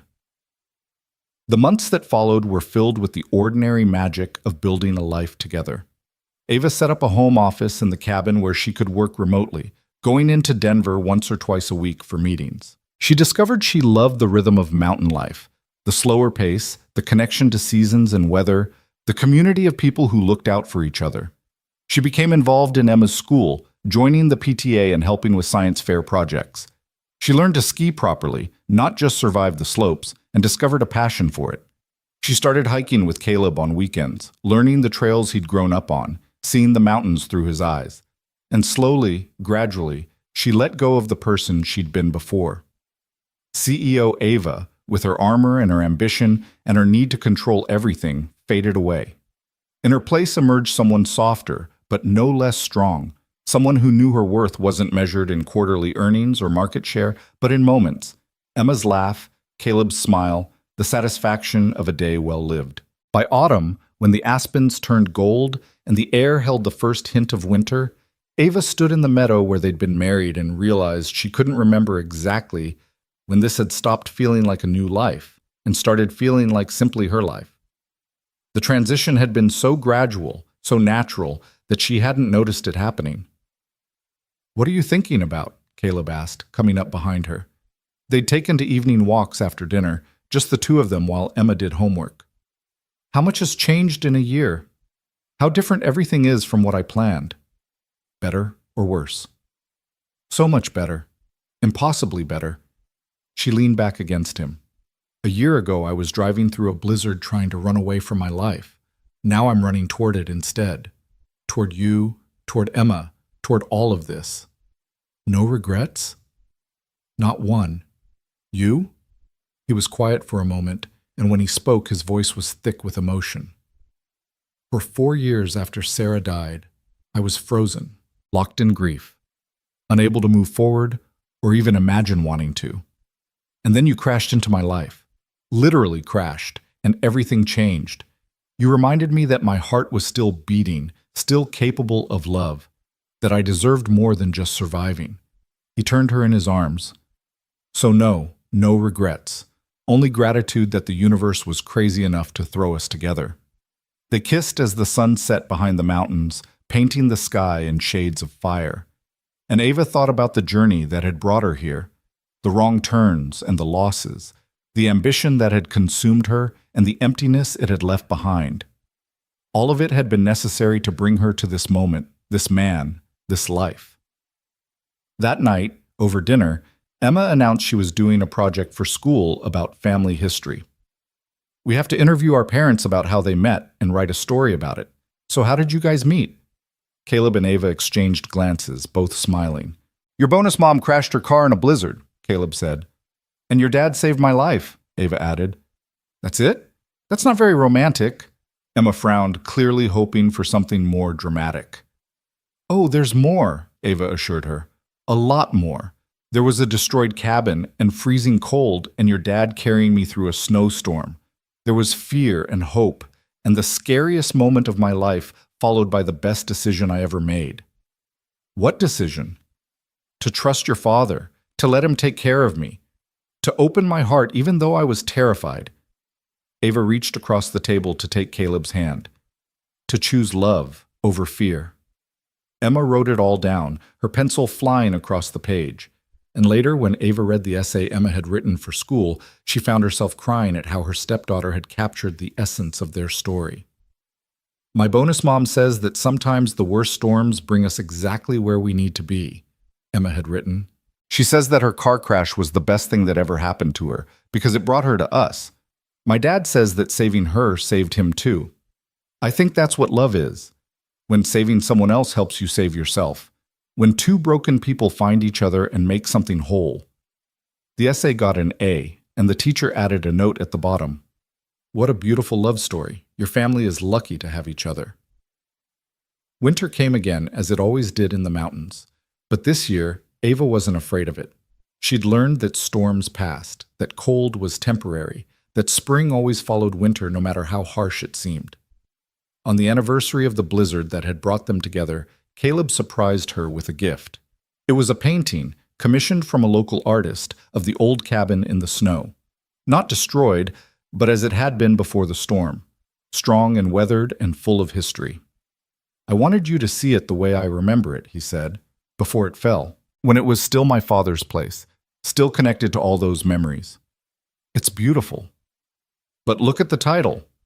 She looked at the small plaque on the frame. It read, "The Place Where Our Story Began." Because that's what it was, Caleb continued. The storm destroyed the cabin, but it gave us each other. It ended one chapter and started another. And I wouldn't change a single thing about how it happened. They hung the painting in the great room, where it joined the photos of Sarah and Caleb's father, where it became part of the tapestry of their blended family. Past and present, loss and love, all existing together in the same space. That night, as they lay in bed listening to the wind outside, a gentler wind than the one that had brought them together, but wind nonetheless, Ava said, "I want to tell you something." "What's that?" "I'm pregnant." Caleb went very still. "You're what?" "Pregnant. About 8 weeks. I found out yesterday, but I wanted to wait until today to tell you. Our anniversary seemed like the right time." She turned to face him, trying to read his expression in the darkness. "Are you happy? I know we didn't plan this. No, Emma's getting older, and you probably weren't thinking about starting over with a baby." He kissed her, cutting off her worried rambling. "I'm ecstatic. Terrified, but ecstatic." "Does Emma know?" "Not yet. I wanted to tell you first, but Caleb, I'm scared. I don't know anything about babies. I've never even held one. What if I'm terrible at this?" "You won't be. You're amazing with Emma, and you'll be amazing with this baby, and I'll be right here with you every step of the way." He placed his hand on her still flat stomach. "We're having a baby." "We're having a baby?" she repeated, and suddenly it felt real. Not scary, but miraculous. This new life growing inside her, created from love and trust and everything they'd built together. They told Emma the next morning over pancakes. She stared at them for a long moment, processing. Then she said, "So I'm going to be a big sister?" "Yes," Ava confirmed. "What do you think about that?" Emma was quiet, thinking. Then a huge grin spread across her face. "I think it's awesome. I've always wanted a sibling. Can we find out if it's a boy or girl? Can I help pick names? Can I teach it things?" "Yes to all of that," Caleb said, laughing. "You're going to be the best big sister ever." "I know," Emma said confidently. "I've been practicing with my friends' little brothers and sisters. I'm really good at it." The pregnancy brought them even closer as a family. Emma took her role as big sister in training seriously, reading books about babies and making lists of everything they'd need. Janet was thrilled, already knitting blankets and planning to help once the baby arrived. Even Marcus sent a gift basket from Denver with a note. "Congratulations on your continued adventures and complete life transformation." Ava worked from home more as her pregnancy progressed, grateful for the flexibility her new role provided. She video conferenced into meetings, managed projects remotely, and discovered she could be just as effective, maybe more effective, without being physically present in an office every day. She also spent more time with the community in Copper Creek, these people who'd welcomed her without question despite her outsider status. She joined a book club with other mothers, went to town council meetings with Caleb, volunteered at Emma's school. She became woven into the fabric of this place, not as a CEO or an outsider, but as simply Ava, Caleb's wife, Emma's bonus mom, a neighbor and friend. In May, as the wildflowers began to bloom again in the meadow where they'd been married, Ava went into labor. It was fast, much faster than anyone expected for a first baby, and they barely made it to the hospital in time. Sarah Elizabeth Foster was born at dawn on a Sunday morning, weighing 7 pounds 3 ounces, with her mother's dark hair and her father's steady gaze. Emma got to meet her sister an hour after she was born and promptly burst into tears. "She's so tiny," Emma whispered, carefully touching the baby's hand. "And perfect." "Just like you were," Caleb said, his arm around Emma's shoulders. "When you were born, I thought you were the most perfect thing I'd ever seen. Now we have 2 perfect daughters." They named her after Sarah and Ava's grandmother Elizabeth, honoring both the past and the present. And when they brought her home to the cabin, Janet was waiting with food and flowers and tears of joy. "Sarah would have loved this," Janet said, holding her new granddaughter. "Would have loved seeing you all together, seeing the family grow. She'd be so happy." That night, after everyone had gone and the baby was asleep in her bassinet, Caleb and Ava stood in the nursery watching her breathe. The room was painted a soft yellow, filled with handmade quilts and wooden toys Caleb had crafted. Through the window, they could see the mountains dark against the star-filled sky. "Can you believe this is our life?" Ava asked quietly. 2 years ago, I was alone in a penthouse apartment working myself to death. Now I'm here, with you and Emma and this perfect little human we made together." "It's pretty incredible," Caleb agreed. "Sometimes I wake up and think I'm going to find it was all a dream, that I'll be back in the old cabin, alone, still trapped in grief." "It's not a dream." Ava leaned against him. "It's real. This is real. We built this together." "We did." He kissed the top of her head. "And we're going to keep building it. One day at a time, one choice at a time, one moment of love at a time." The months that followed were exhausting and beautiful in equal measure. Sleepless nights and endless diaper changes, Emma's careful help and Janet's steady support, Caleb's competence with the baby that spoke of experience Ava lacked, but was learning. They moved through those early weeks as a team, supporting each other, figuring it out together. By autumn, little Sarah, they'd started calling her Sally to distinguish her from her namesake, was sitting up and laughing. Emma doted on her, reading her stories and singing her songs. Ava had returned to work part-time, balancing conference calls with nursing sessions, learning to navigate the impossible dance of career and motherhood. She was different now than she'd been as a CEO. More patient, less driven by metrics and deadlines. She still cared about her work, still contributed meaningful innovations to Sinclair Technologies, but it wasn't her whole identity anymore. It was just one part of a full, complicated, beautiful life. On the 2nd anniversary of the blizzard, they threw a party at the cabin. The same guests who'd come to their wedding returned, along with new friends they'd made. Emma had invited her entire class, and the house was full of noise and laughter and life. Tommy Richardson, his furnace still running thanks to Caleb's repair that fateful night, cornered Ava in the kitchen. "You know, if you hadn't crashed your car, none of this would exist. That storm brought you 2 together." "It did," Ava agreed. "Best accident of my life." "Not an accident," Tommy said wisely. "Fate. The mountain knew what it was doing." Later, as the party wound down and guests began to leave, Caleb found Ava on the deck holding Sally, Emma beside her pointing out constellations. He stood in the doorway for a moment, just watching his family, feeling gratitude so intense it was almost painful. This was what his father had meant, he realized. This feeling of completeness, of rightness. Everyone deserves to get home. And home wasn't a building or a place. Home was this. These people, these moments, this love. "Come here, Dad," Emma called. "Come see the Big Dipper." He joined them, wrapping his arms around all 3 of his girls. Sally gurgled happily. Emma leaned against his side, and Ava turned her face up for a kiss. They stood together under the vast Colorado sky, under the stars that had witnessed their beginning and would witness all their tomorrows. "I love you," Caleb said to all of them. "My whole family, my whole heart." "We love you too," Ava replied, and Emma echoed, "Love you, Dad." 3 years had passed since that blizzard, since Caleb had pulled a stranger from a wrecked car and both their lives had changed forever. 3 years of building and growing and learning to trust and love again. 3 years of proving that sometimes the worst storms bring us exactly where we need to be. The wind picked up, carrying the scent of pine and snow. Winter was coming again, as it always did in the mountains. But Caleb wasn't afraid of it anymore. None of them were. They'd weathered worse storms than anything the mountain could throw at them. They'd survived the cold and the dark and come out stronger on the other side. Because they'd learned what really mattered. Not success or achievement or control, but this: connection, family, love. The courage to open your heart even when it's been broken. The willingness to trust even when you're terrified. The choice to keep choosing each other day after day, storm after storm. Everyone deserves to get home, Caleb's father had always said.